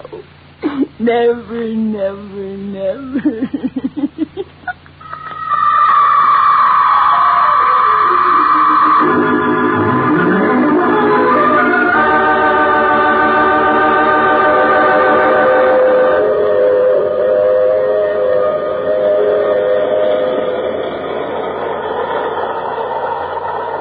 This is the mysterious traveler again. Did you enjoy our trip? Too bad about poor Keith and Martin. Such interesting scoundrels. That fellow Keith was certainly a remarkable actor, wasn't he? But, like so many actors, he overplayed his role. With fatal results. What happened to Joan Morgan? Well, the poor woman was committed to an institution, where after several years of treatment, she recovered completely. However, she still has a deathly fear of actors. Oh, you'll have to get off here. I'm sorry. But I'm sure we'll meet again. I take this same train every week at the same time.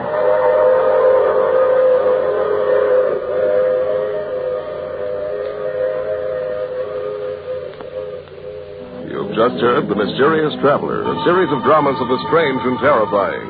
The role of the mysterious traveler is played by Maurice Tarplin. Others in the cast were Santos Ortega, Ann Shepard, and Roger DeCoven.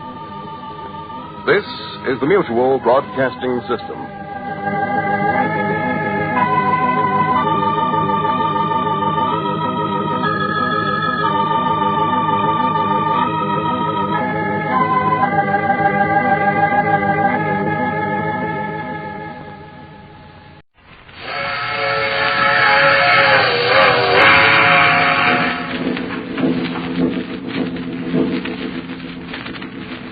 The Mysterious Traveler.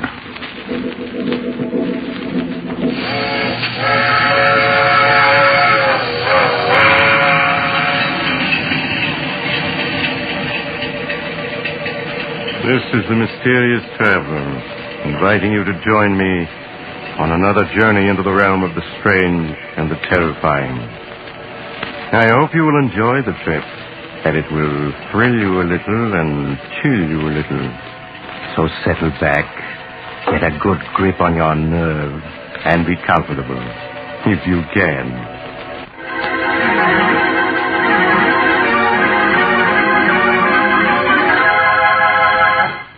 It is midnight, and an old automobile is driving along a narrow road through the woods.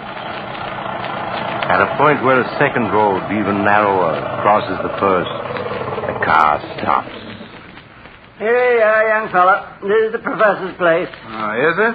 All I can see is woods. It's up that road about 50 yards. Look sharp and you can see the light shining between them two trees. Huh? Oh, yes, I see it now. Then I guess I get out here. Would you hand me my bag, Sheriff Ramsey? Right. Here you are. Thanks. And that's $1 I owe you, right? Yep, thank you. You know the professor, do you? Yes. I was Professor Clark's laboratory assistant back in college 10 years ago. Oh. Why? I was thinking maybe you could drop a hint to him. A hint? What kind of a hint? Well, that there's been some talk in town of running him and that man of his, that Barton fell out of the county. Running Professor Clark? Oh, you're not serious. Yep. Of course, it's just talk. So far. But what has anybody got against Professor Clark? There isn't a milder man in the world. Well, maybe so, but folks has got wind of what happened at the state penitentiary over in Hillvale last year. Sheriff, you're talking in riddles. What did happen? The professor went over there when they hanged Richard, that hold-up killer. Uh-huh. And the warden gave the professor the murderer's brain. That's what happened. Well, what of it? Professor Clark is a great authority on nerve and brain tissues. Maybe he wanted it for research purposes. I'm not saying he didn't. I'm just telling you how folks are talking. They think he's keeping that brain in a big glass jar and making it grow. That's perfectly ridiculous. Well, they don't think so. They got the notion that brain is as big as a bull calf by now, and they're afraid someday it'll escape. Sheriff, for a minute I was taking you seriously. A brain as big as a calf? Oh, I'm not saying I ever believed it, but it'd be a good idea if the professor'd give folks the notion of what he's really doing in that laboratory of his, with that Barton fella to help him. Then maybe the talk would die down. I understand. All right, Sheriff, I'll mention it to him. Well, then I'll be getting on. Good night, young fella. Good night, Sheriff. Right up that road, about 50 yards. You can't miss it.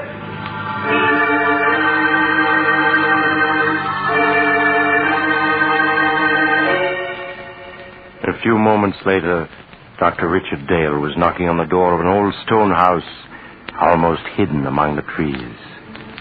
A frail, white-haired old man answered the door, an old man who could hardly speak in his joy as he gripped Richard Dale's hand. He led the way down a long hall to a great room where strange equipment took up almost every inch of space.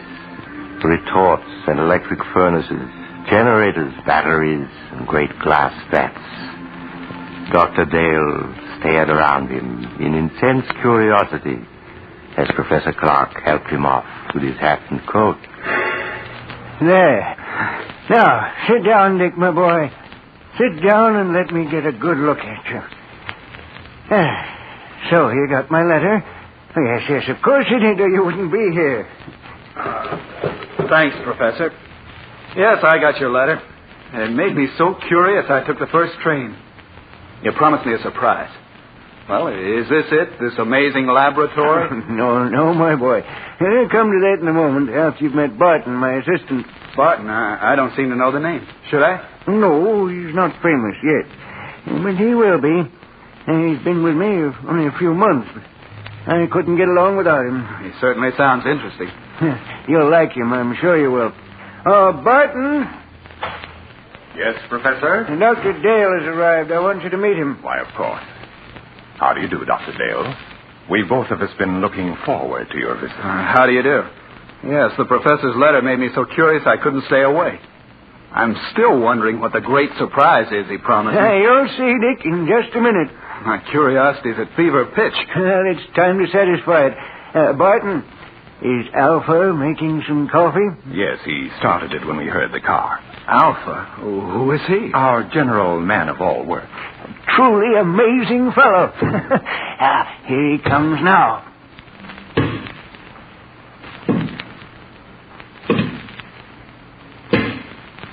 Shall Alpha serve coffee? Good heavens. I said you'd be surprised, Dick. He's not human. He's a machine. A robot. Yes, my boy. An artificial man made from metal and synthetic brain tissue. A machine man. But walking and talking. He's not very pretty, but then the professor was mostly interested in making sure he'd worked. He must weigh a ton. No, only about 300 pounds. You see, Alpha's mostly aluminum and other light alloys.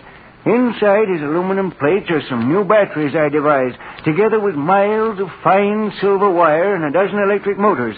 And to give you only the highlights. It's a good thing you did keep this for a surprise. If you had mentioned it in your letter, I don't think I would have believed you. Shall Alpha serve coffee now? Yes, Alpha. Put it on this table here, and pour a cup for Dr. Dale. Alpha, do so. Still can't make myself believe it. Alpha poured coffee. Go on, Dick. Take it. Huh? Oh, yes, of course. Al, thank you. Alpha, this is Dr. Dale, our guest. Any orders he gives are to be obeyed. Alpha understands. He looks clumsy, but he poured the coffee as well as a man could. Yes, my boy, Alpha has capabilities you'd never suspect to look at him. Here, I'll show you. Alpha. Alpha hears. The fireplace needs more wood. Put on that big log there. Alpha doing.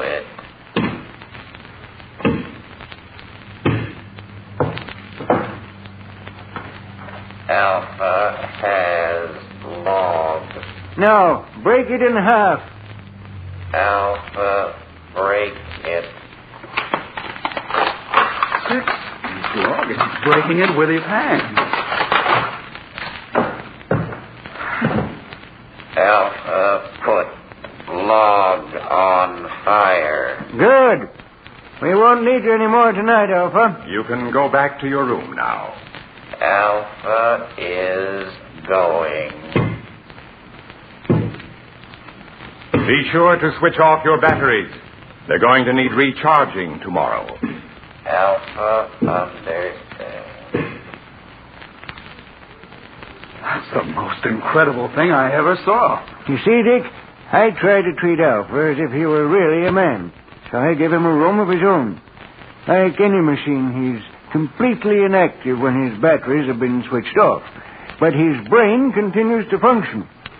It's an artificial protoplasm that I spent 8 years creating. It's the only thing that makes him different from any other machine. But it means Alpha can think. Think like a man. A machine that can walk and talk and think. Ah, but Alpha's not the only surprise I have for you, Dick. He's not? No, I have another one, even more astonishing. But you'll have to wait until morning to learn about that. Because now it's time we were both in bed. I suppose you're right. It's after 1. I know you must be tired. I'm getting old, so I'm going up to bed now, Dick. Barton will show you to your room. Of course, Professor. I'll see you in the morning, then. Yes. We'll have a long talk tomorrow. Good night. Good night, Professor Clark. Oh, Dr. Dale. Yes, Barton? Could we talk for a minute before I show you to your room? Oh, yes, of course. It occurs to me the professor forgot to tell you why he asked you here. Oh, yes, that's true. And I've been so interested I forgot to ask. It was his hope that you'd stay indefinitely and help us carry forward the work we've been doing here. Stay indefinitely? Well, I have my own work. Don't say no yet. Now, just think, Dr. Dale. Alpha is stronger and more rugged than a man. He needs no rest, no food. Yet he can do the work of 3 men. He can plow, reap, run machinery. Think how much drudgery a million like him could lift from mankind's shoulders. Yes, that's true. And already Alpha is technically obsolete. Professor Clark has the blueprints for a new machine man, as superior to Alpha as an airplane is to a bicycle. We want you to help us build them. Well, I'm certainly tempted. Perhaps I could arrange. Ah, excellent. And now there's only one more thing I want to tell you. Yes? What is it? It's about Alpha. You must help me persuade the professor to dismantle him. Dismantle him? Why? He has become dangerous. I don't understand. Because he was the first successful machine man that the professor built. He is imperfect in many ways. He's not completely reliable. I'm afraid that someday he may escape from the house and so do some damage that would seriously upset our plans. Yes, that could easily happen. The local inhabitants are unfriendly enough as it is. I know. Sheriff Ramsey was warning me about that tonight. All right, I'll speak to Professor Clark about it tomorrow. Ah, good. Then I'll show you to your room now, if you wish. Yes. I am sleepy. If you'll just come this way.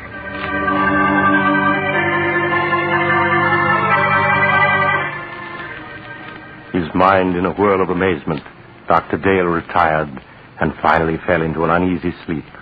How long he had slept, he did not know. When abruptly he woke with a scream ringing in his ears. Help! Dick! Help! Dick! The cry came from downstairs. Dr. Dale leaped from his bed and raced down to the lower floor. Dick! Help! Help me! In the lower hall, he found Barton hammering on the heavy door of the laboratory. Professor Clark! Professor Clark, what's wrong? What's up? It's the professor. I heard him call for help. Yes, so did I. It woke me up. The door's locked. He must be in there, but there's no sound in there now. Well, we've got to break the door down. Yes. Put your shoulder beside mine. Right. You ready? Ready. And shut. Professor Clark, where are you? Professor Clark. He's not here. Yes. Here he is, lying on the floor beside the window. He's been murdered. It was Alpha. It must have been. No one else could have done it. But where is Alpha? The window. It's open. He went out that day. We've got to go after him. I'm afraid it's hopeless. At night in these woods, we couldn't possibly find him. No, you're right. It'll be morning soon. Then I think he'll come back. He knows that he can only go a few more hours before his batteries must be recharged. Then we can capture him and destroy him. But, Barton, why did he kill the man who created it? The professor must have come down to the laboratory for some reason. Occasionally, when he couldn't sleep, he would do that. He may have decided to make some more tests of Alpha. Yes, but that doesn't explain During the test, something must have occurred. When Alpha returns, we can find out. Poor Professor Clark. Well, we'll have to notify the police. There's only the sheriff. In any case, I think we should wait till morning and then report the professor's death as an accident. An accident? Yes. If the authorities learn the truth, our research may be stopped. And when Professor Clark has achieved so much, can we let it go for nothing? No, of course not. Dr. Dale, we must carry on his work for him. Yes, that's what he would want. Then you will help me continue it? You'll stay? Yes. Yes, I'll stay.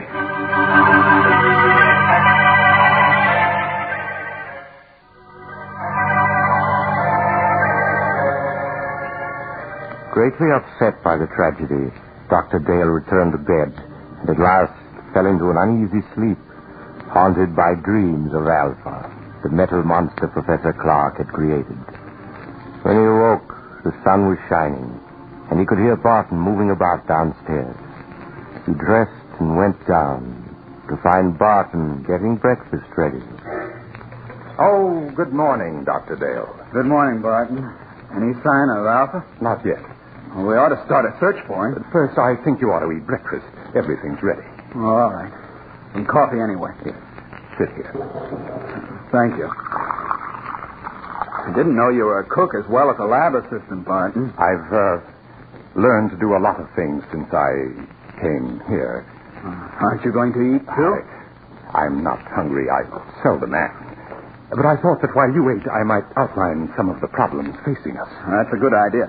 You see, though Alpha's brain is of synthetic protoplasm, it is not completely artificial. I was wondering about that. Sheriff Ramsey mentioned that the professor secured a human brain from an executed killer, yes. The professor found that to give life to his artificial brain tissue, it was necessary to add a small amount of tissue from a real brain. I see. If the real tissue gave life to the rest. Of course. Yes, but in this instance, it may have tainted Alpha's brain with the murderous impulse of a killer. Yes, that sounds plausible. So our first problem will be to obtain untainted brain tissues to blend with the artificial tissues we will make according to the professor's formula. That should give us no trouble. I can get what we need through the research laboratories where I'm connected. Then that solves our worst problem. The rest will be matters of detail. Fortunately, there's enough equipment here to build a dozen or so robots. Like Alpha, you mean? No. The far more advanced type Professor Clark was perfecting. And now, if you've finished, I have something to show you. Yes, I'm through. I don't feel much like eating after last night. Then come with me to the laboratory, and I'll show you the second surprise that Professor Clark had in store for you.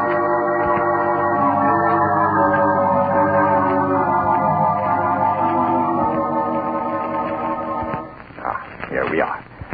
Now, what I'm going to show you is in this box. Another robot? Yes. A second mechanical man the professor built a few months ago. This one, though, was a failure. You mean it wouldn't work? It worked too well. I don't follow. It was too intelligent. Professor Clark called it Beta. And Beta's brain power was greater than that of any human scientist who ever lived.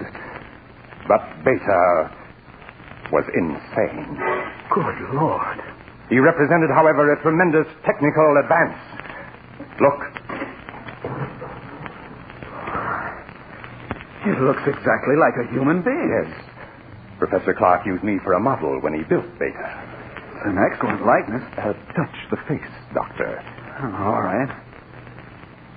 It feels smooth and rubbery with a hard surface underneath. The surface is a new plastic Professor Clark developed with which he could imitate exactly the appearance of human skin. Underneath is an aluminum body on which the plastic was baked.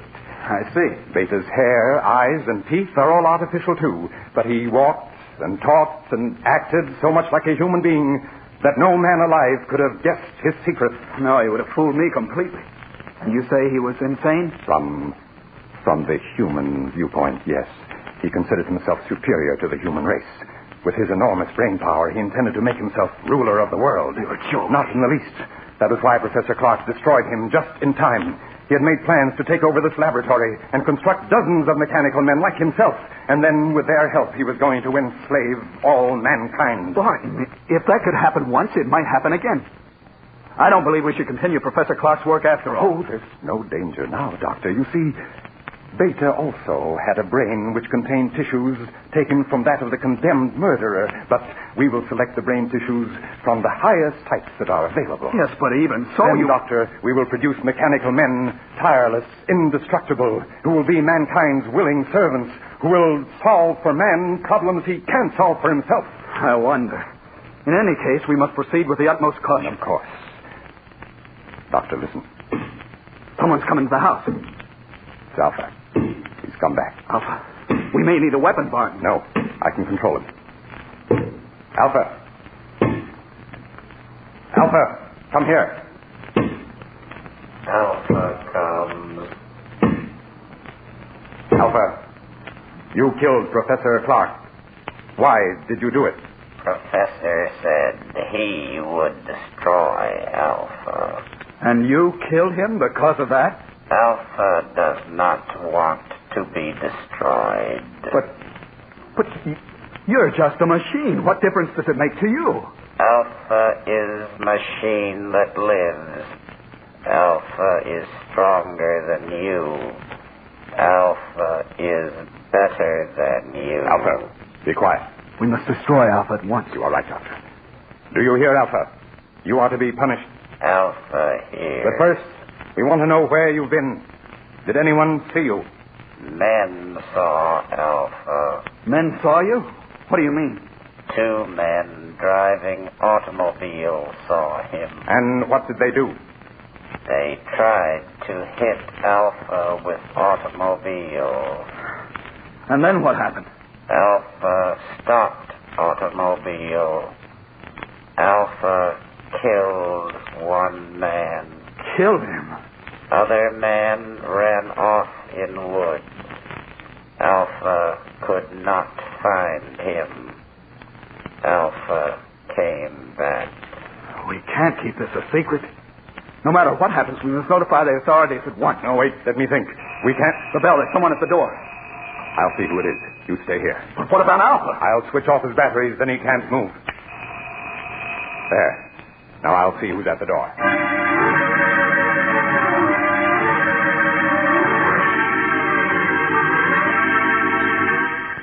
Dr. Dale waited while Barton went to the door. He heard the door open and recognized the excited voice of Sheriff Ramsey speaking.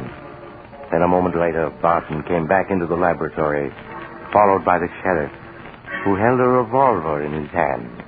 But, Sheriff, if you'd only let me explain... Never mind that. You're coming with me, both of you. Dr. Dale, perhaps you can reason with the sheriff. He insists that we're under arrest. Yes, and I'm taking you to the lockup. The professor, too. Where is he? Professor Clark is dead, Sheriff.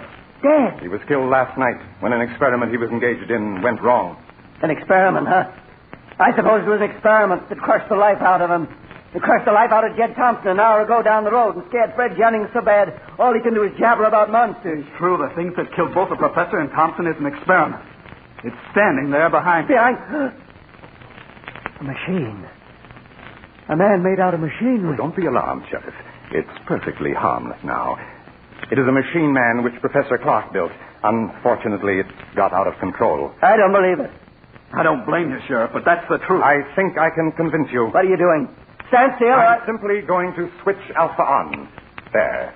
Now he can move and speak as well as you and me. That thing talk? You're lying. You're up to something. Alpha, will you tell the sheriff that it was you who killed Mr. Thompson?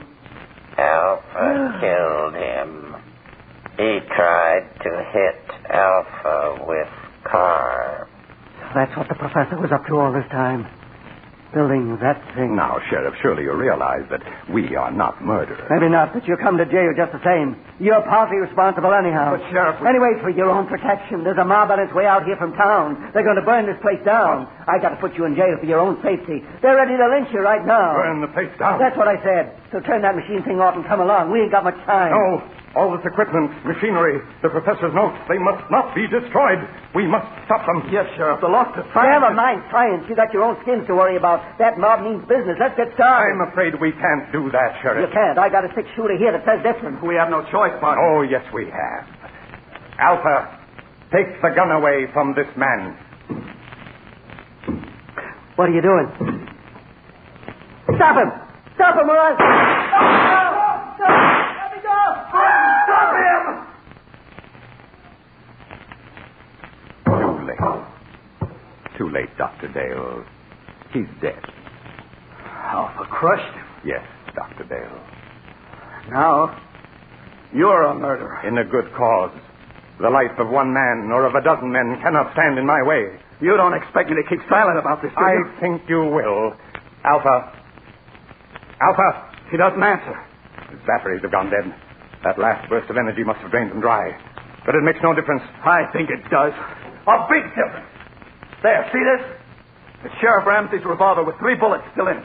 Now put your hand I up. must explain something to you, Doctor. You can talk, but if you move, I'll shoot. I only want to say that nothing is going to interfere with my plan to build more of the improved form of robots that Professor Clark perfected before his death.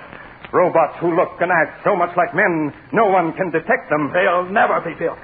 I intend to destroy all of Professor Clark's notes. They will be built by me. I shall build 10, 100, 1,000. Then I shall lead them with their superior intelligence to the mastery of the world. You're mad. Of course I should have guessed. No, Doctor, that's not the answer. I shall tell you the truth. And then you must die. Stand still or I'll shoot. You remember last night when the professor said he had another surprise for you? An even greater surprise than Alpha? Yes. That surprise, Doctor, was Beta, the second robot. So perfect it looked like a man, but so intelligent that human beings were as children in comparison. But Beta was destroyed. No, Doctor, Beta was not destroyed. But you must be destroyed. Stand back. Stand back, I say. All right, then I'll shoot. And now, Doctor, your bullets are gone. You aren't even hurt. Bullets cannot harm me. That's what I'm trying to tell you. Beta, the second robot, was not destroyed. But I saw him. What you saw was only an initial attempt that failed. The real Beta still exists. You see, Dr. Dale, I am Beta. You? Yes. I, too, am a mechanical man. And now, you must die. No. No, stay away from me. Stay away!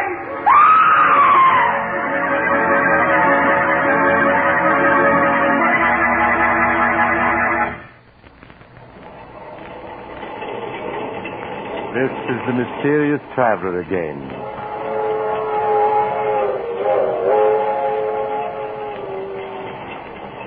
What happened to Dr. Dale? Why, he's still alive, but of course under observation in a hospital. In fact, it was he who told me the story.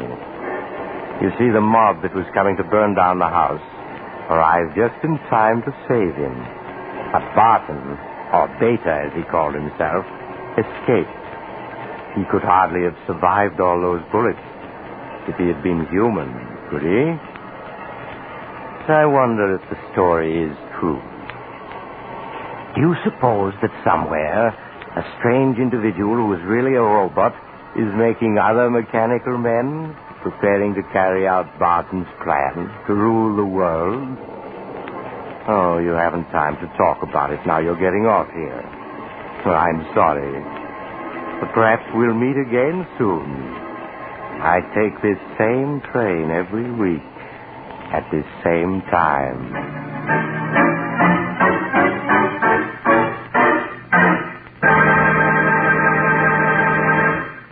You just heard Chapter 19 of The Mysterious Traveler, a series of dramas of the strange and terrifying, brought to you each week by station WOR. In tonight's story, Beware of Tomorrow, Will Hare played Dr. Dale, and Don Randolph played Barton. Also featured were Maurice Tarplin and Philip Clark. The Mysterious Traveler, written by Bob Arthur and David Cogan, is directed by Jock McGregor. Original music was played by Doc Whipple.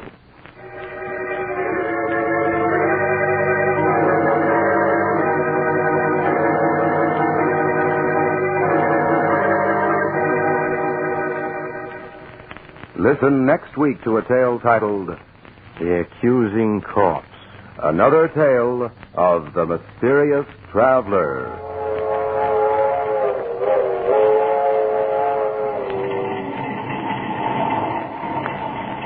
The Mysterious Traveler is presented over WOR Mutual every Sunday at 7 over most of these stations. This is Mutual.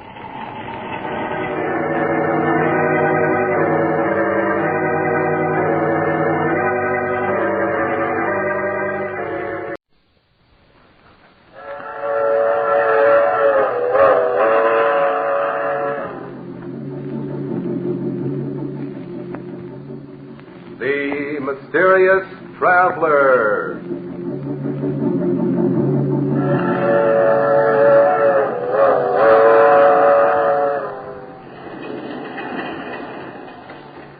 This is the Mysterious Traveler, inviting you to join him on another journey into the realm of the strange and terrifying. I hope you will enjoy the trip, that it will thrill you a little and chill you a little. So settle back, get a good grip on your nerves. Where are we going? We're going to journey to the grave and learn the secrets of the dead in a tale titled The Accusing Corpse.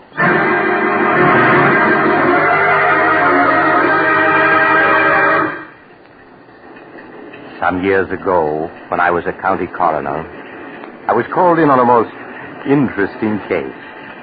A case which had begun in the country home of Philip Drake, the wealthy stockbroker.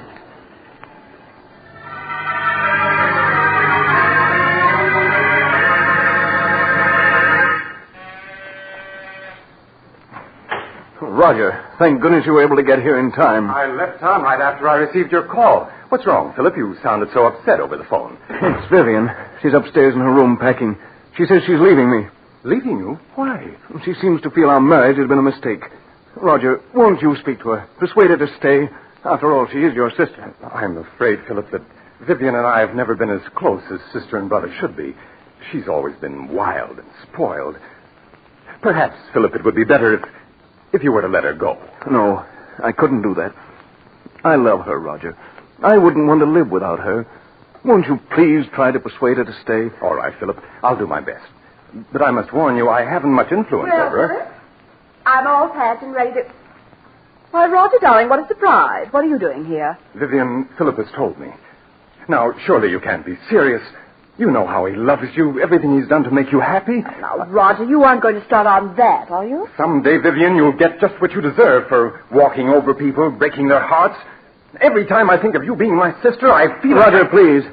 Would you mind waiting in the other room? I'd like to speak to Vivian alone. Oh, all right, Philip. Call me when you want me. Really, Philip. No matter what you have to say, you're just wasting your time. Oh, Vivian, how can you do this to me? You know I love you, but I'd do anything to make you happy. That's sweet of you, dear.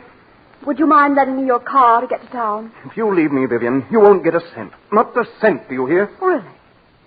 Did you ever stop to think, Philip, that there might be another man with more money than you? Another man? Oh, no, there couldn't be. And why not? But we've only been married 3 months. There couldn't be anyone in that time. Oh, but there was. Oh, Vivian. In spite of what you've done, I'm willing to forgive you and start over with you. But, darling, I don't want you to forgive me. I want you to forget me. Vivian, you can't do this to me. I love you. I won't let you go. I really must be saying goodbye now. He's waiting for me in town, and I don't want to be late. If I can't have you, no one else will, do you hear? Oh, really, Philip, you're being ridiculous. I must go. No. Philip, what are you doing? A gun. Yes, Vivian, a gun. I told you if I couldn't have you, no one else would. Oh, Philip, you're insane. Put that gun down. If you don't change your mind about leaving, I'll kill you. Even with that gun, you can't keep me, do you hear? I'd sooner die than go on living with you. I'm going. And you're not going to stop. Oh, you shot. Vivian. Philip, what happened? I thought I heard... Vivian. Roger, is she dead? Yes. Philip, do you know what this may mean? Life imprisonment, perhaps. Even the electric chair. I know. Nothing seems to matter now. But you simply can't throw your life away like that, Philip. Oh, even if Vivian was my sister, I don't mind telling you that I always felt you were far too good for her. She didn't deserve to be your wife. Oh, please, Roger. Now, look, Philip. If we were to get rid of the body, who could possibly know that she didn't leave here tonight as she planned? Oh, it wouldn't work, Roger. You can't get away with murder. That's nonsense, Philip. Now, if we were to bury her in the woods, no one would ever find the body. Bury her in the woods? I couldn't do that. Then I'll do it. You can wait here till I return. But, Roger, what if... Philip, you must let me handle this. You better give me the gun. All right, Roger. You are. Good. Now, you wait here while I get rid of the body.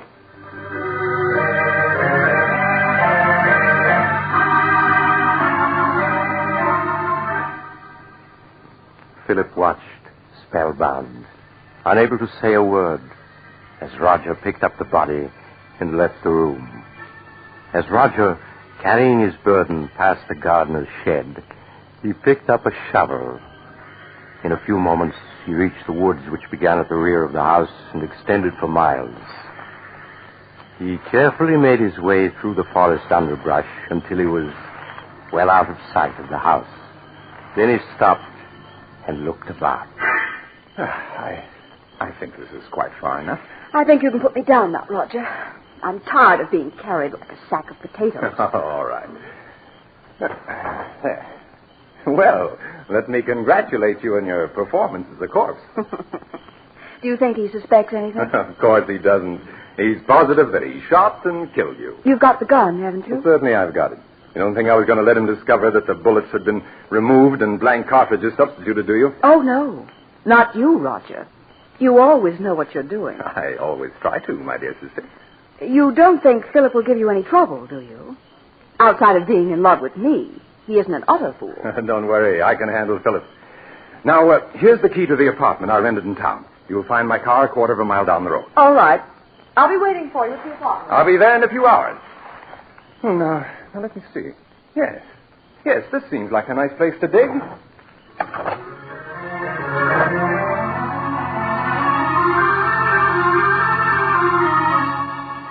The next morning, Roger called on Philip at his office.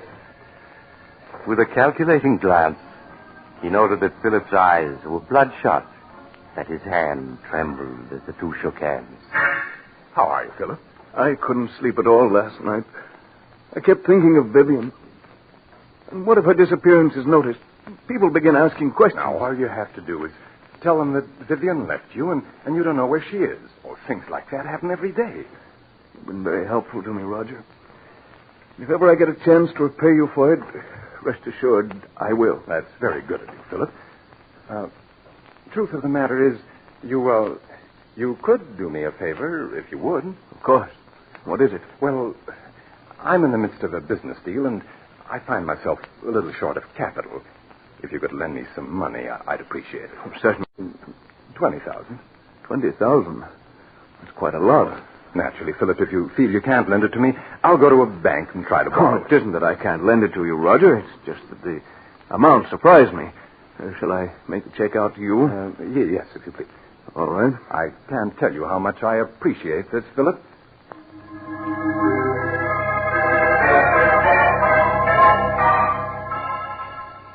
As Philip wrote out a check for $20,000, Roger smiled.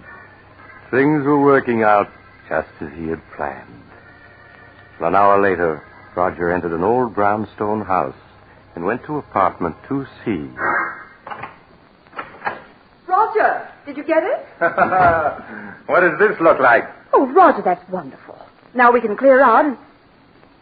Why, there isn't 100,000 here. No, my dear. I only got 20,000 from him. But we were after 100,000.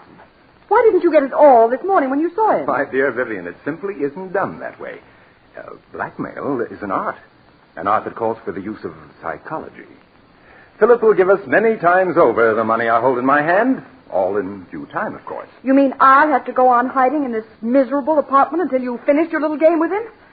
Never being able to leave it for fear someone will recognize it. Come now, Vivian. You've got the radio and books. I won't spend weeks in this apartment, I tell you. I won't. My arm. You'll do exactly as I say, Vivian. Exactly. Do you understand? Roger, my arm, you're hurting me. It's nothing to what I'll do if you disobey me. Do I make myself clear? Yes, yes.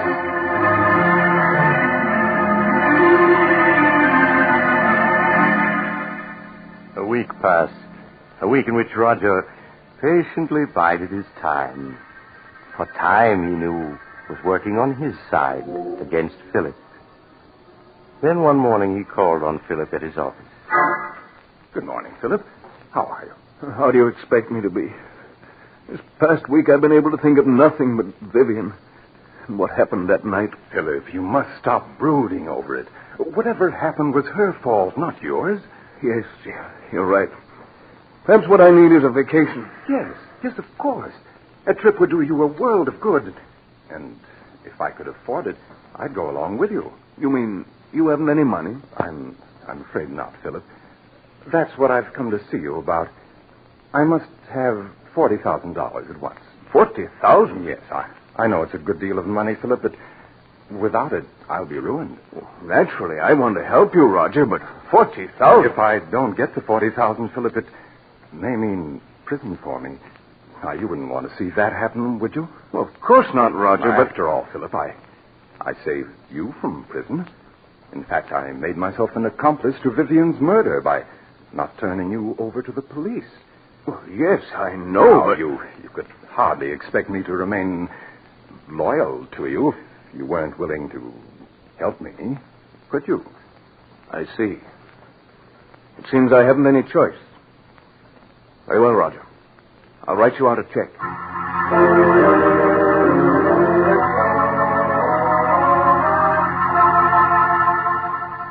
Roger's eyes gleamed in amusement as he accepted the check from Philip.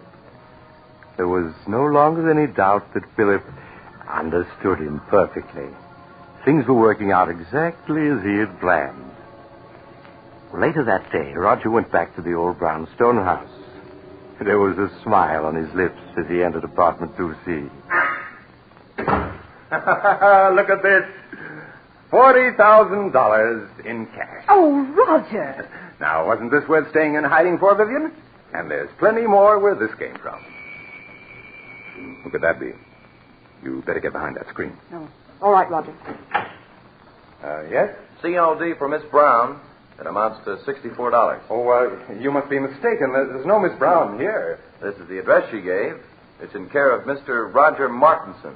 That your name? Why, yes, but I don't know any... Those packages are for me, Roger. How much did you say the COD was? $64, miss. Oh. Here you are. Thank you, miss. Here's your receipt. Goodbye. Goodbye. When did you buy those clothes? This morning. You mean you went out shopping in spite of what I told you? Well, I was sick of being cooped up in this apartment day and night. I had to do something for a change. And what of my plans? You risked everything with so much at stake. Roger, stop looking at me like that. I tell you, I couldn't stand being cooped up in this apartment any longer. But I gave you orders to stay here. Well, I won't. I want you to get the rest of the money at once so we can clear out. And if you don't, I'll go shopping whenever I feel like it. You can't make me stay here. You'll do exactly as I say, Vivian. I won't allow anything or anyone to interfere with my plans. I've worked out every step perfectly, and there isn't going to be any slip-up.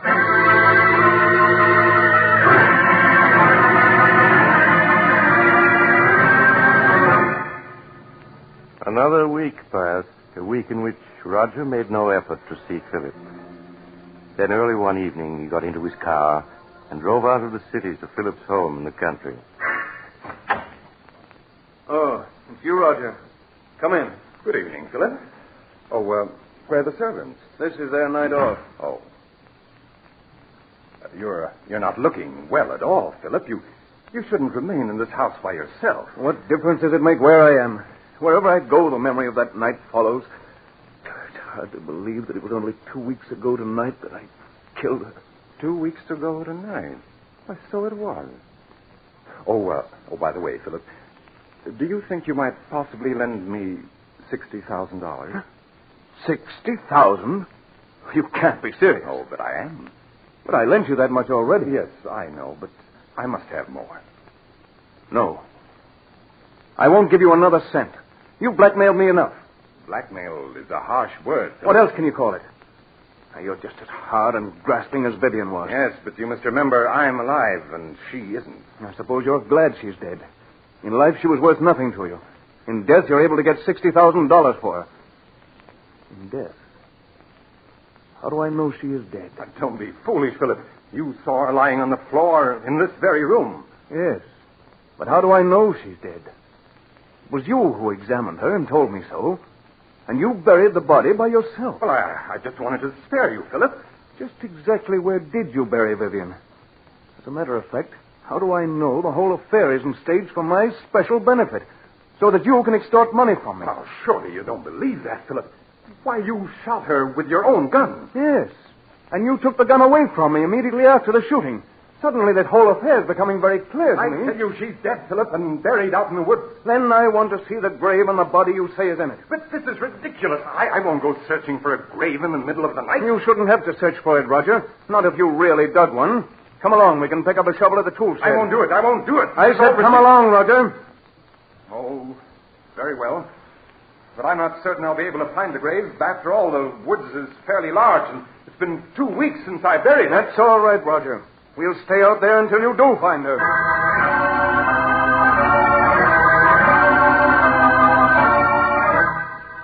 A few minutes later, Philip and Roger picked up the shovel at the tool shed and then continued on their way to the woods that began at the rear of the house. Neither of the men spoke as they entered the woods. Roger leading the way with a flashlight. Several times he stopped, trying to get his bearings, then plunged on again, hoping to find a familiar landmark. It became apparent that Roger was growing less and less sure of himself. Oh, the grave is someplace around here. I'm certain of it. Perhaps we ought to come back in the daytime. It might be easier to find it then. I know, Roger. You shouldn't have any trouble finding it now, if it exists. It does exist, I tell you. It's just that the woods are so confusing at night. Everything looks so different. Just keep on searching, Roger. Well, perhaps this is the spot. It looks something like it. Well, is it or isn't it? I don't know. It looks like the place where I buried her, and yet I'm not certain. There's only one way to make certain, and that's to start digging. Here's the shovel. But suppose this isn't the spot. Then we'll dig somewhere else. In fact, we'll dig up the entire woods if necessary. After all, you're certain she is buried in the woods, aren't you? Go ahead, Roger. Start digging. Oh, very well.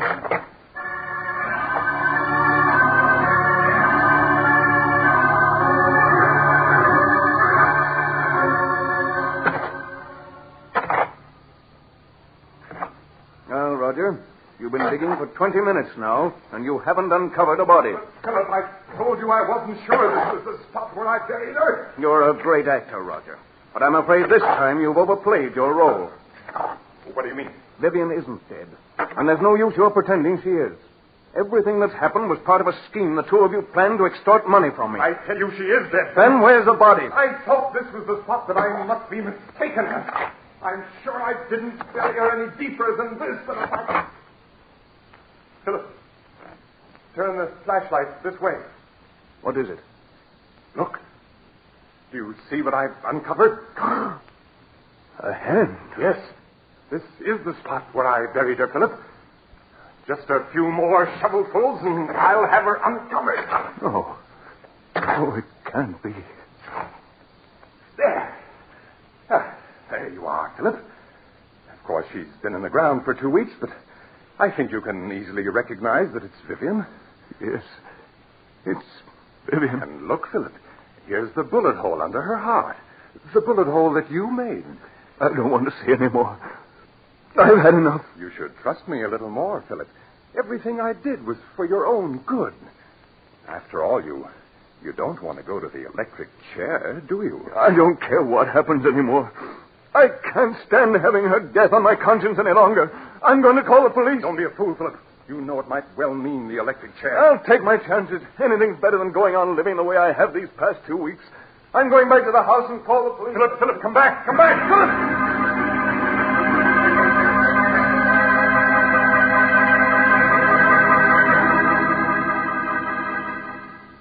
Operator! Philip, wait. Wait, don't do anything foolish. No, you cut me off. Take your hand off that phone, Roger. What I want you to do, Philip, is to listen to me for a few minutes. At the end of that time, you may do as you please. Now, that's fair enough, isn't it? Nothing you can say will make me change my mind about calling the police. Listen to me first. Then if you still want to call the police, you can. Now, please put the receiver down, Philip. That's it. Well, what do you want to tell me? Well, do you mind if I mix myself a drink first? It's been a rather difficult evening. Very well. Oh, well, what about one for you, Philip? You look as though you could stand a drink. No, thank you. Oh, nonsense. Do you good. What is it you want to say to me, Roger? Huh? Oh, yes. Say to you. Oh, yes. Yes, of course. Here's your drink, Philip. Thank you. Well, now, what shall we drink to? We'll drink to your good luck, come what may.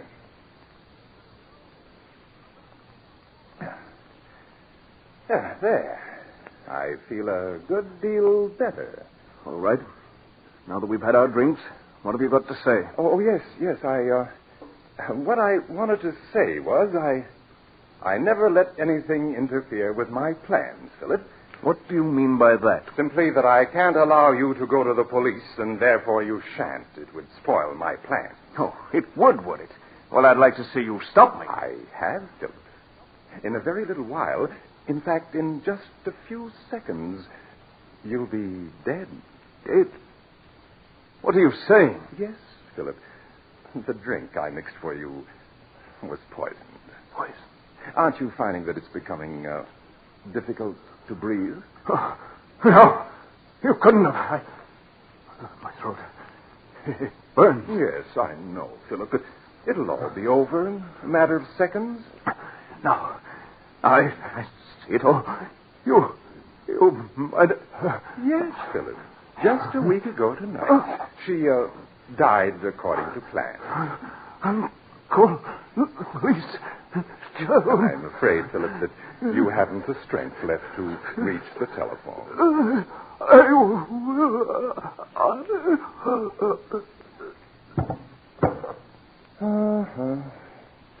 I'm afraid you and Vivian never had a chance, Philip. I had things worked out perfectly, down to the smallest detail. Hello, operator. Operator, please connect me with the police.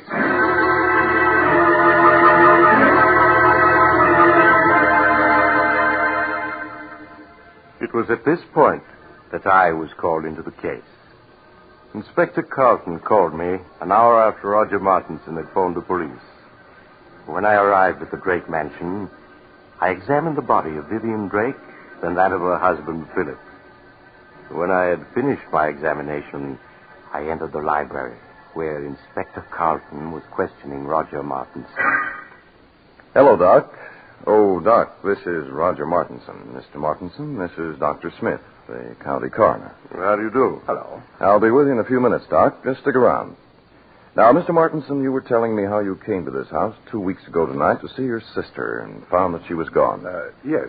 Yes, my brother-in-law, Philip, told me that she'd gone on a vacation. I thought it strange at the time that she should have gone away without saying goodbye to me, as we were always very close. But days passed, and I didn't hear from her. Tell me, was it like your sister to go away and not write? No, it wasn't, and that's what worried me so. These past 2 weeks, Philip kept putting me off when I inquired about Vivian's whereabouts. Well, tonight I couldn't stand it any longer. And I came to this house to have it out with him. What did your brother-in-law say when he saw you? Well, he was quite agitated at my unexpected arrival. When I couldn't get any satisfaction out of him regarding Vivian, I threatened to go to the police. Then he broke down and confessed that he murdered Vivian. When did he murder her? He told me that he'd done it 2 weeks ago tonight. Why, that was the very night I'd come here to see Vivian, and he told me that she'd left for a vacation. I see. Go on. Naturally, when he told me he'd murdered her, I was aghast. He led me to the woods and showed me the grave. We returned to the house, and before I knew what had happened, Philip had taken poison. Then I called the police. Well, it seems like a plain case of murder and suicide. Outside of a few questions at the inquest, I don't think we'll trouble you anymore, Mr. Martinson. That's quite all right, Inspector. I shall be at your service anytime. Just a moment, Mr. Martinson. Yes. I was very much interested in hearing what you had to say to the inspector regarding the murder of your sister. You say that your brother-in-law confessed to murdering her 2 weeks ago tonight? That's right. That would be April 2nd, wouldn't it? Yes, that's correct. Then you never saw her alive after the night of April 2nd? Why, no, of course not. What are you getting at, Doc? Please, Inspector. Mr. Martinson, would you mind telling me where you live? At 425 West 107th Street. Tell me, were some clothes delivered to that address in your care a week ago today, April 9th? Clothes? Yes. To be exact, a woman's sports suit, which cost $64 and arrived COD. Why, no. You're lying, Mr. Martinson. I have in my hand a slip of paper that not only proves that you're lying, but that will send you to the electric chair. Doc, what do you say? Yes, Inspector. Mr. Martinson's plan was perfect, but he slipped up badly. He forgot to search Vivian Drake's clothing before he buried her. When I examined her body just now, I found in one of her pockets this receipted bill bearing the date April 9th. That proves beyond a doubt that she wasn't murdered by her husband on April 2nd, as Mr. Martinson here claims. No. Yes, Mr. Martinson, the corpse has accused you from the grave of murder and has given us proof of your guilt. No, it can't be. I had everything planned perfectly. Perfectly, do you hear? Down to the last detail. I couldn't have failed. I couldn't.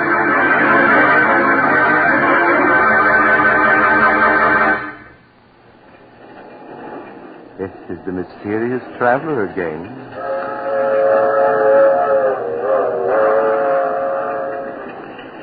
Have you enjoyed our little trip to the grave? Poor Roger. What a pity. After all that planning and hard work, to be tripped up by a sales slip found on a corpse. Just goes to prove that you have to be more careful when you're burying people you've murdered.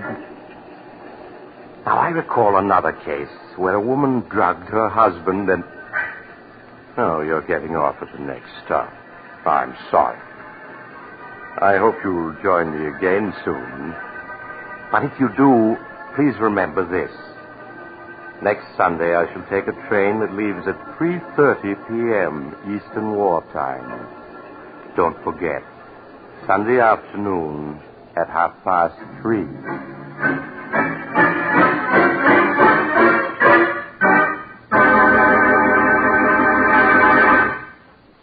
You've just heard Chapter 20 of The Mysterious Traveler, a series of dramas of the strange and unusual, brought to you each week by station WOR.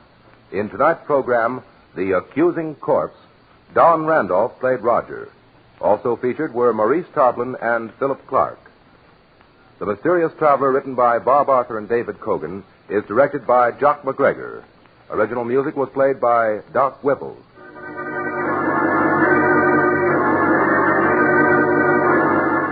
Listen next week to a tale titled Escape by Death. Another tale of the mysterious traveler.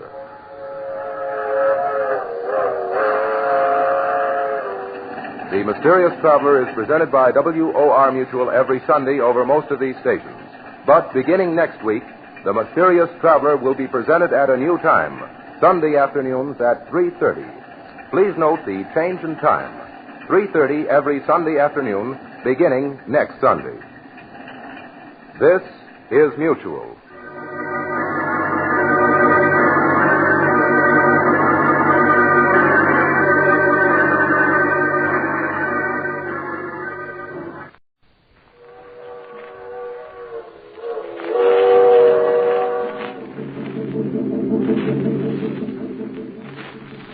The Mysterious Traveler.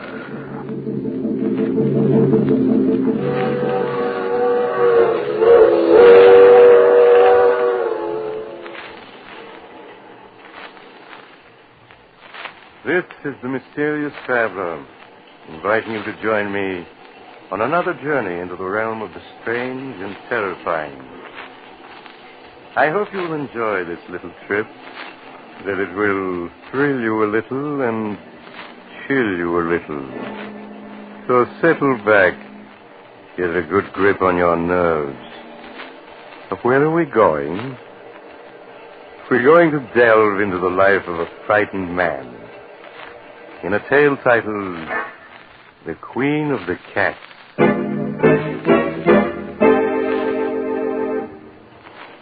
Some years ago, when I was practicing medicine, I was called upon by a young girl of 22 or so.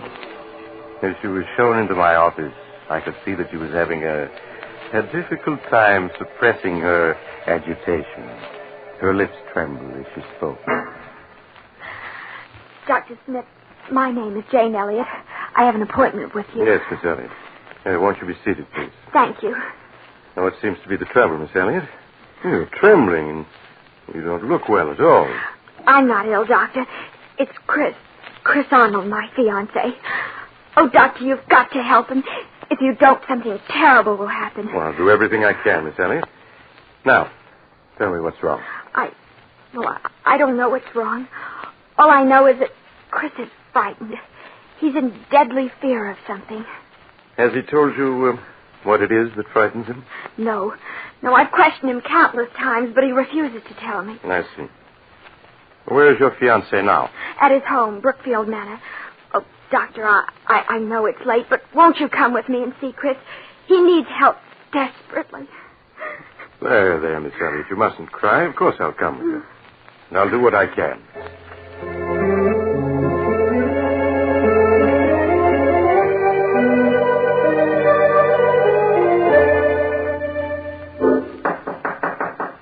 Who is it?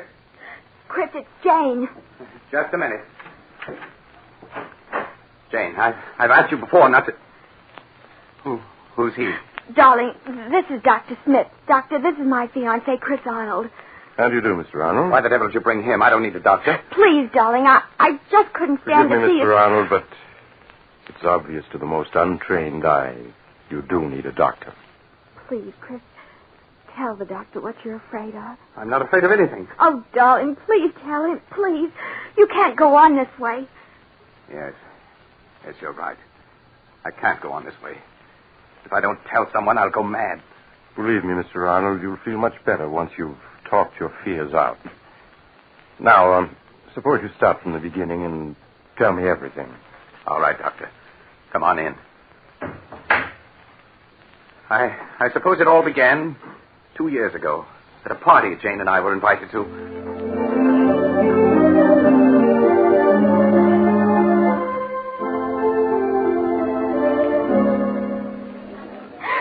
Oh, Chris, isn't this a wonderful party? The only thing wonderful about it is you. Oh, Chris, people are watching. Fine thing when a man can't kiss his best girl in public. What's this generation coming to, anyway? At Miss Tyndall's school, we were taught a young lady never kisses a man in public. Miss Tyndall is setting romance back 50 years. Who are you looking for, anyway? Rana Farouk, my roommate at Miss Tyndall's. Oh, yeah, she's the Egyptian girl you were telling me about. Yes, I want you to meet her. Only you better not fall in love with her as every other man does. Sounds as though she's a second Cleopatra. Men just can't seem to be able to resist her.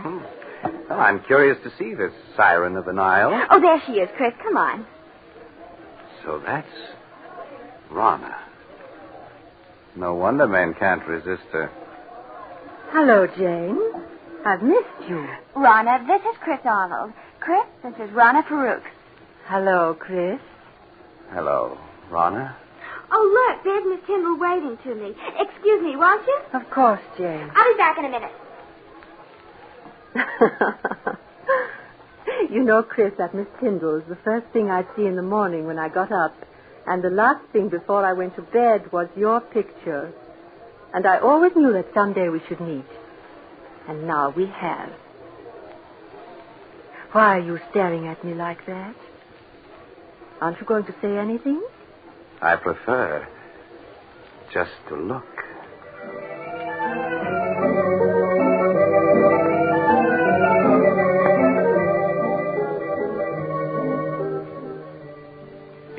Now, Doctor, 2 years after our first meeting, I find it difficult to describe how beautiful Rana was.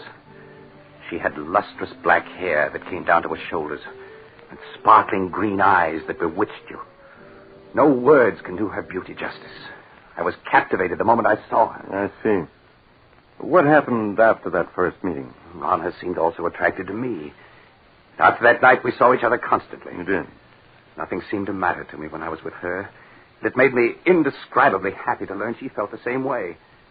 A month after we'd met, we were married. Please go on, Mr. Arnold. After we were married, we took an apartment in town.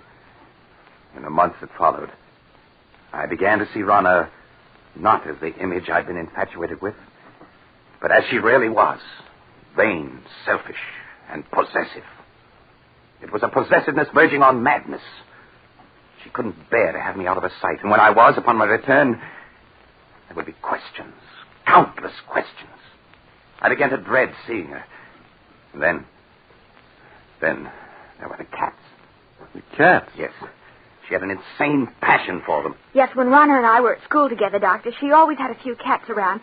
She said that she couldn't live without The apartment was always full of cats. She'd sit for hours stroking them, whispering to them until I felt I'd go mad. Life became a nightmare for me, a nightmare full of cats. And Rana asking questions, endless questions. One day, I realized I couldn't go on living with her any longer, that our marriage had been a mistake. I decided to tell her about it that very evening. May I come in, Rana? Of course, dear. Rana, there's something important I want to talk to you about. Oh, please, Chris. There's so little time just now. We can talk later after the party. But, Rana, this is important. I think that... Darling, whatever you have to say can wait. Now, please hurry. But... Well, all right. We'll discuss what I have to say later. Chris, when I called you at the office this afternoon, why didn't you tell me that you had had lunch with Mary Walker? What? How did you know I had lunch with her? Oh, a friend told me. A friend? Who was it? What is it, my beauty? What are you trying to say? Rana, put that cat down and answer me. Who was the friend that told you I had lunch with Mary Walker? You have never met her, darling. How is it that you always know what I've been doing, whom I've been seeing? It's as though you have people spying on me. Chris, what a thing to say.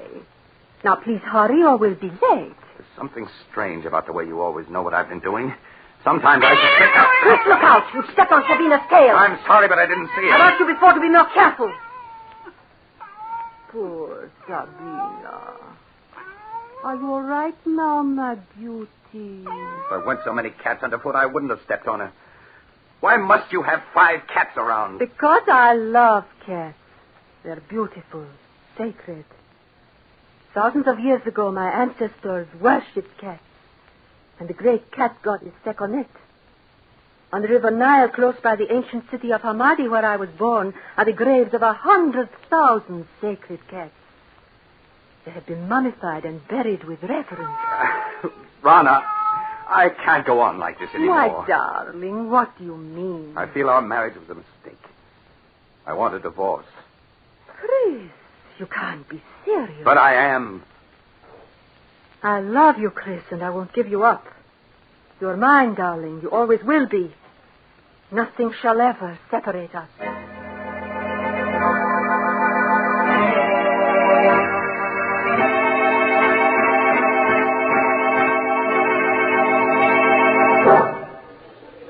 Would you care for a cocktail, sir? No, thank you. Well, even if you won't have one, Mr. Arnold, I will. Jane, it's good to see you again. Just let me look at you. Chris, you're not looking well at all.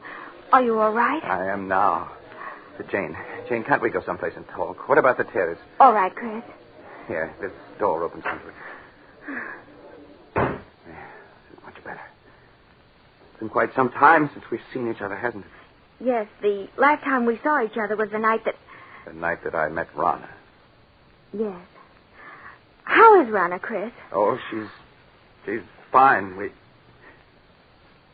Jane, I've made such a mess out of everything. I was a fool to have married her. Please, Chris, you mustn't talk like that. But I was a fool, Jane. Mistaking infatuation for love. Can you ever forgive me for the way I behaved toward you? There's nothing to forgive, Chris. Well, Jane, this is a surprise. Rana. Hello, Rana. Really, Jane, the way you have avoided calling on us, I half suspect you are still in love with Chris. Rana, you had no right to talk to her like that. Please, Chris, I'm afraid I'll have to be leaving. It's getting quite late. Good night. Good night, Jane. I hope I didn't interrupt anything by coming out here so unexpectedly, Chris. Yes, Rana, you did. I was about to tell Jane that I love her, and that I always will. I suppose that's why you asked me for a divorce. You've been secretly seeing her. Secretly seeing her? Is it possible for me to see anyone or do anything secretly without your knowing about it? No, you are quite right. It is not possible. I know everything you do. So I would forget Jane if I were you. Rana, how can you possibly want me? Knowing how I feel about Jane. You've got to give me a divorce. I'll never give you a divorce. Never. You hear? You're mine. You always will be. Yes? Well, what's to prevent me from leaving you? Wherever you go, Chris, I'll follow. If I can't have you, no one else ever will. Remember, Chris, you're mine. You always will be.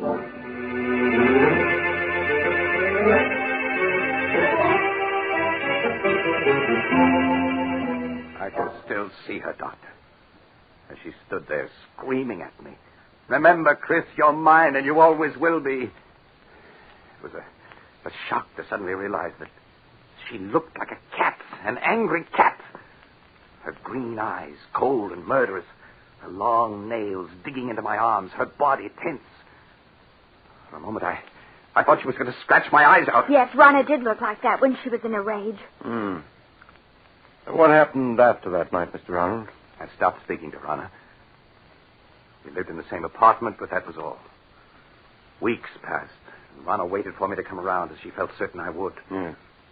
She had all the patience of a cat for playing with a mouse. But when a month had passed and I still refused to talk to her, she made an attempt to win me back. It happened one night as we were driving to this house. Why are you slowing down, Rana? I want to talk to you, Chris, and I can't talk to you while I'm driving. There's no point in your stopping. We have nothing to say to each other. Oh, but we do, darling. Chris, we could be so happy together if you wanted to. You know how much I love you. It's a possessive love that smothers me to death. Chris, you know that isn't true. I could make you happy if you'd only let me. Oh, please don't turn away from me, Chris. I'll do anything to make you happy.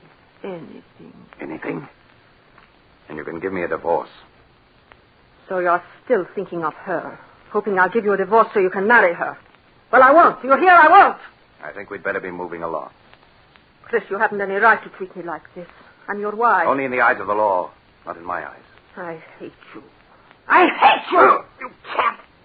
You almost took out my eyes with those claws of yours. I will scratch your eyes out before I let any other woman have you. You're mine. You always will be. Perhaps this will bring you to your senses. Slide over. I'll drive. Very well, Chris.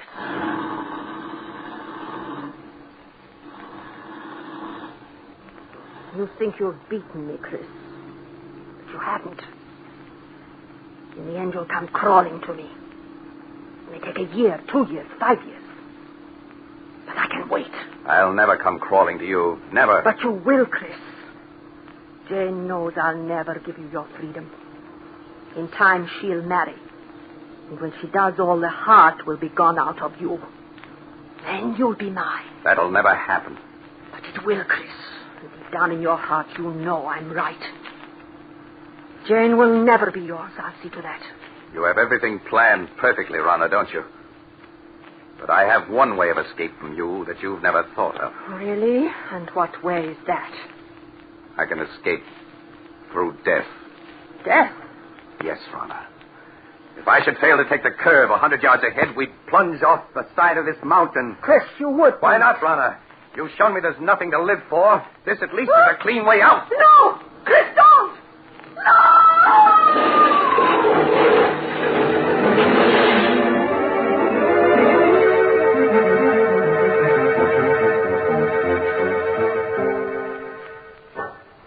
When I drove the car over the side of the mountain, going to our deaths. But fate decreed otherwise. When I recovered consciousness 48 hours later in a hospital, I learned it was only Rana who died. Yes, I recall reading about it in the papers. It was a miracle that you survived. Yes. For weeks, they despaired of saving me. But at the end of 8 months, I walked out of that hospital. The police believed my story that it was an accident. And I was free to begin a new life. It was just a week after I was discharged from the hospital that I ran into Jane. Chris! Oh, Chris, it's you. Janie, you always seem to pop up just when I need you most. Chris, you look so much older. Are you all right? Well, my heart isn't any too good, but otherwise I'm fine. And seeing you again is just what I need to put me on my feet. These past months must have been so difficult for you. I don't want to look back to the past, Jane, but only to the future. The future I once hoped we'd share, and still do.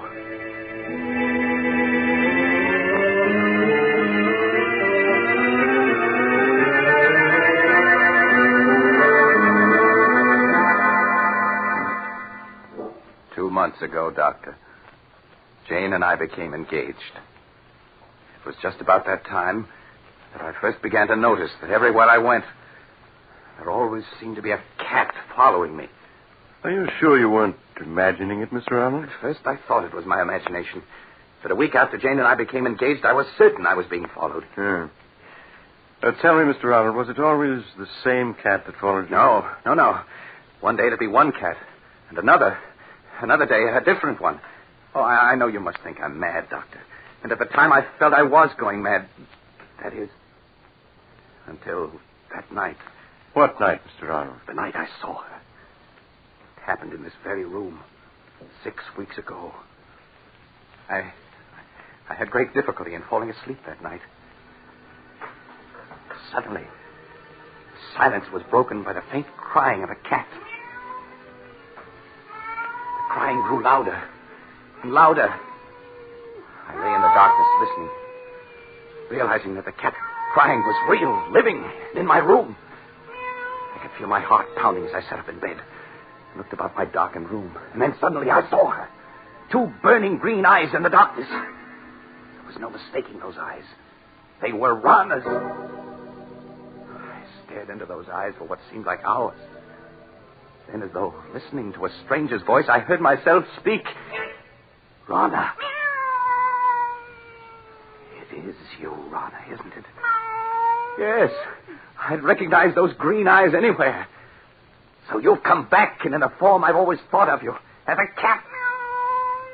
I know why you've come back. It's because of Jane.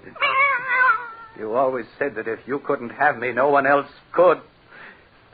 I was yours, and always would be. Well, you're wrong, do you hear? Jane and I are going to be married. You came between us once, but you aren't going to this time. I will marry you, and there's nothing you can do to stop me. You fiend! Trying to scratch my eyes out. Well, we'll see about that. There. Perhaps that'll show you that nothing you can do will stop me from marrying her. I know that all those cats that were following me, spying on me, were doing so under your orders. You're the queen of the cats. Yes, I should have known. No wonder you always knew where I'd been, who I'd seen. You had your cats spying on me even then. Well, even if you are the queen of the cats, you can't prevent me from marrying Jane. That's a bullet between those green eyes of yours is what's needed.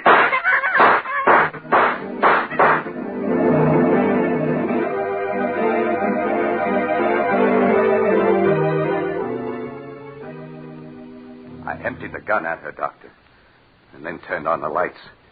There was no sign of her. She'd vanished. All that I found were those 6 bullet holes in the wall. Tell me, Mr. Arnold, isn't it possible that you only dreamed all that? That actually you fired the gun in your sleep and the shots themselves wakened you? I tried to tell myself that, Doctor. But during the nights that followed, I knew it was not a dream. For night after night, she appeared in my room. I'd lie awake, waiting to hear her footsteps, her voice. And when she would appear, I'd plead with her to leave me alone. But she'd only stare at me with those burning green eyes, waiting. I knew she'd never leave me alone as long as I intended to marry Jane. Finally, I could stand it no longer, and I went to see Jane. Chris, this is a surprise. Come in, darling. Thank you, Jane. Oh, well, where have you been keeping yourself this past week? I was beginning to believe I was being jilted. Jane, there's something I want to ask you. Yes, Chris, of course. What is it? I know we set our wedding for next week, but couldn't we put it off for a while? Just a little while. Darling, what is it? There's something wrong. I know there is. Please tell me. I wish I could, but I can't. Please, Jane, just have faith in me. You know I wouldn't postpone our marriage if I could possibly help it. All right, Chris, I do have faith in you. We'll consider our marriage postponed for the time being.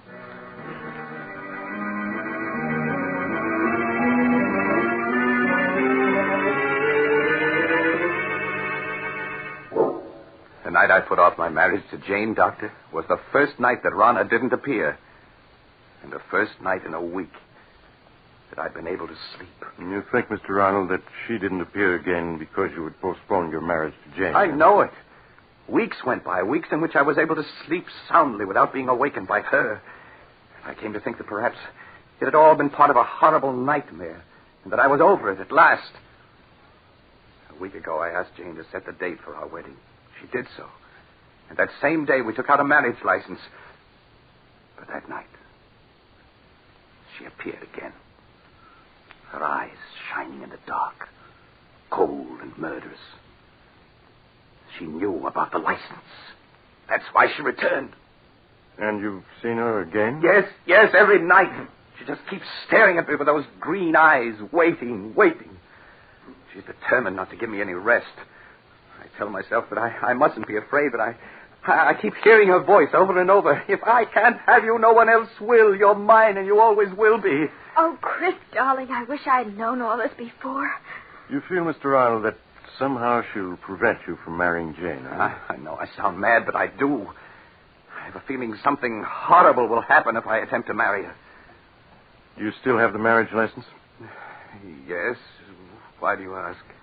Mr. Arnold, you've reached a crisis in your life. You're faced with fears that are threatening to overwhelm your sanity.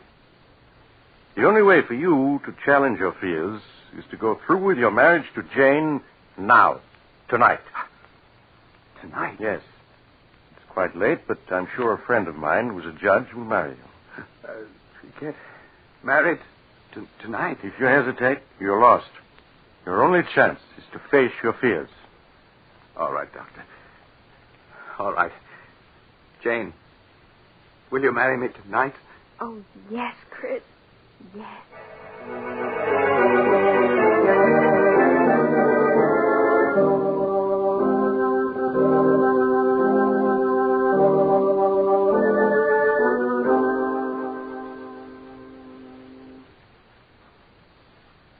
I'm sorry to get you up in the middle of the night, Judge, but for reasons I can't explain, it's important that these two be married tonight. That's quite all right, Doc.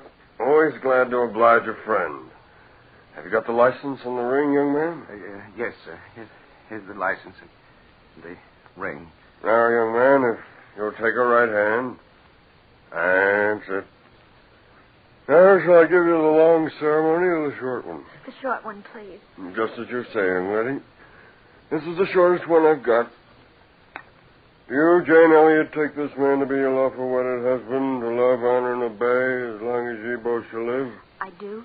Do you, Christopher Arnold, take this woman to be your lawful wedded wife, to love, honor, and cherish as long as you both shall live? It's she. It's Rana. Chris, please, it's only a black cat. You mustn't pay any attention to Of course her. not. Now, It's Rana, I tell you. Look at her eyes. I told you she was trying to prevent my marrying Jane. Well, I'll get rid of her once and for all. Chris, what are you doing with that gun? Put it down. She got away. Well, wherever she's gone, I'll find her and kill her. Chris, come back.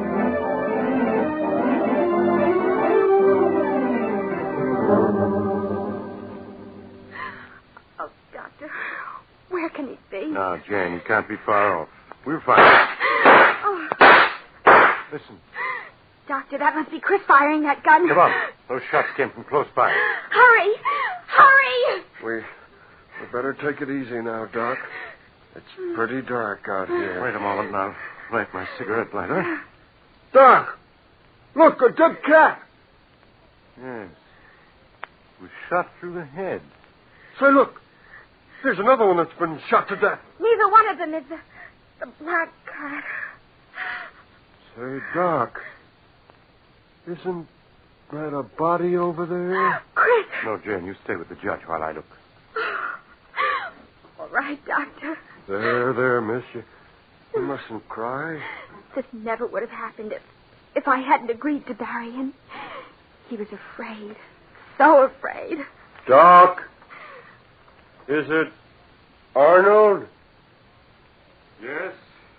Yes, it's he. He's dead, isn't he? I can see it in your face. Yes, Jane. He's dead.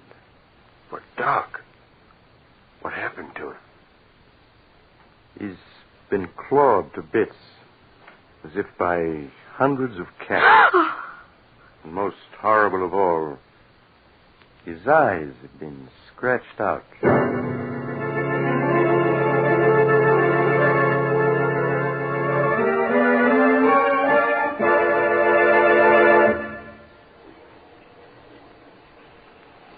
This is the mysterious traveler again.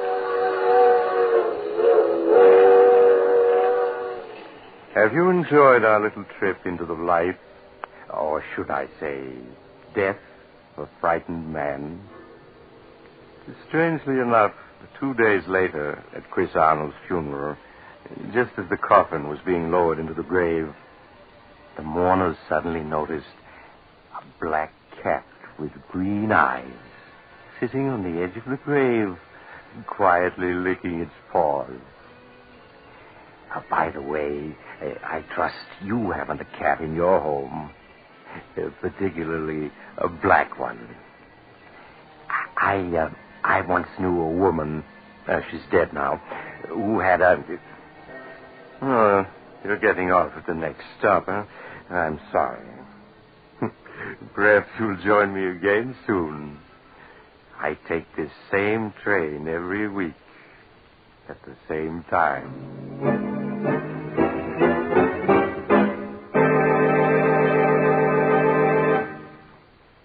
You have just heard Chapter 31 of The Mysterious Traveler, a series of dramas of the strange and terrifying. In today's story, Queen of the Cats, Stutz Cotsworth played Chris, Sarah Burton played Rana, and Sandra Gould played Jane. The Mysterious Traveler is written by Bob Arthur and David Cogan, and original music was played by Doc Whipple. The entire production was under the direction of Jock McGregor.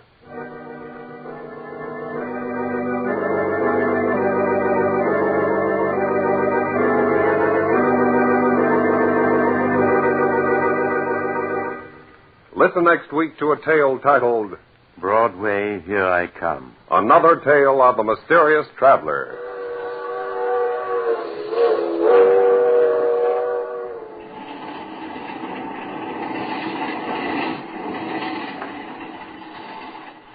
The Mysterious Traveler is presented by WOR Mutual from the WOR studios in New York.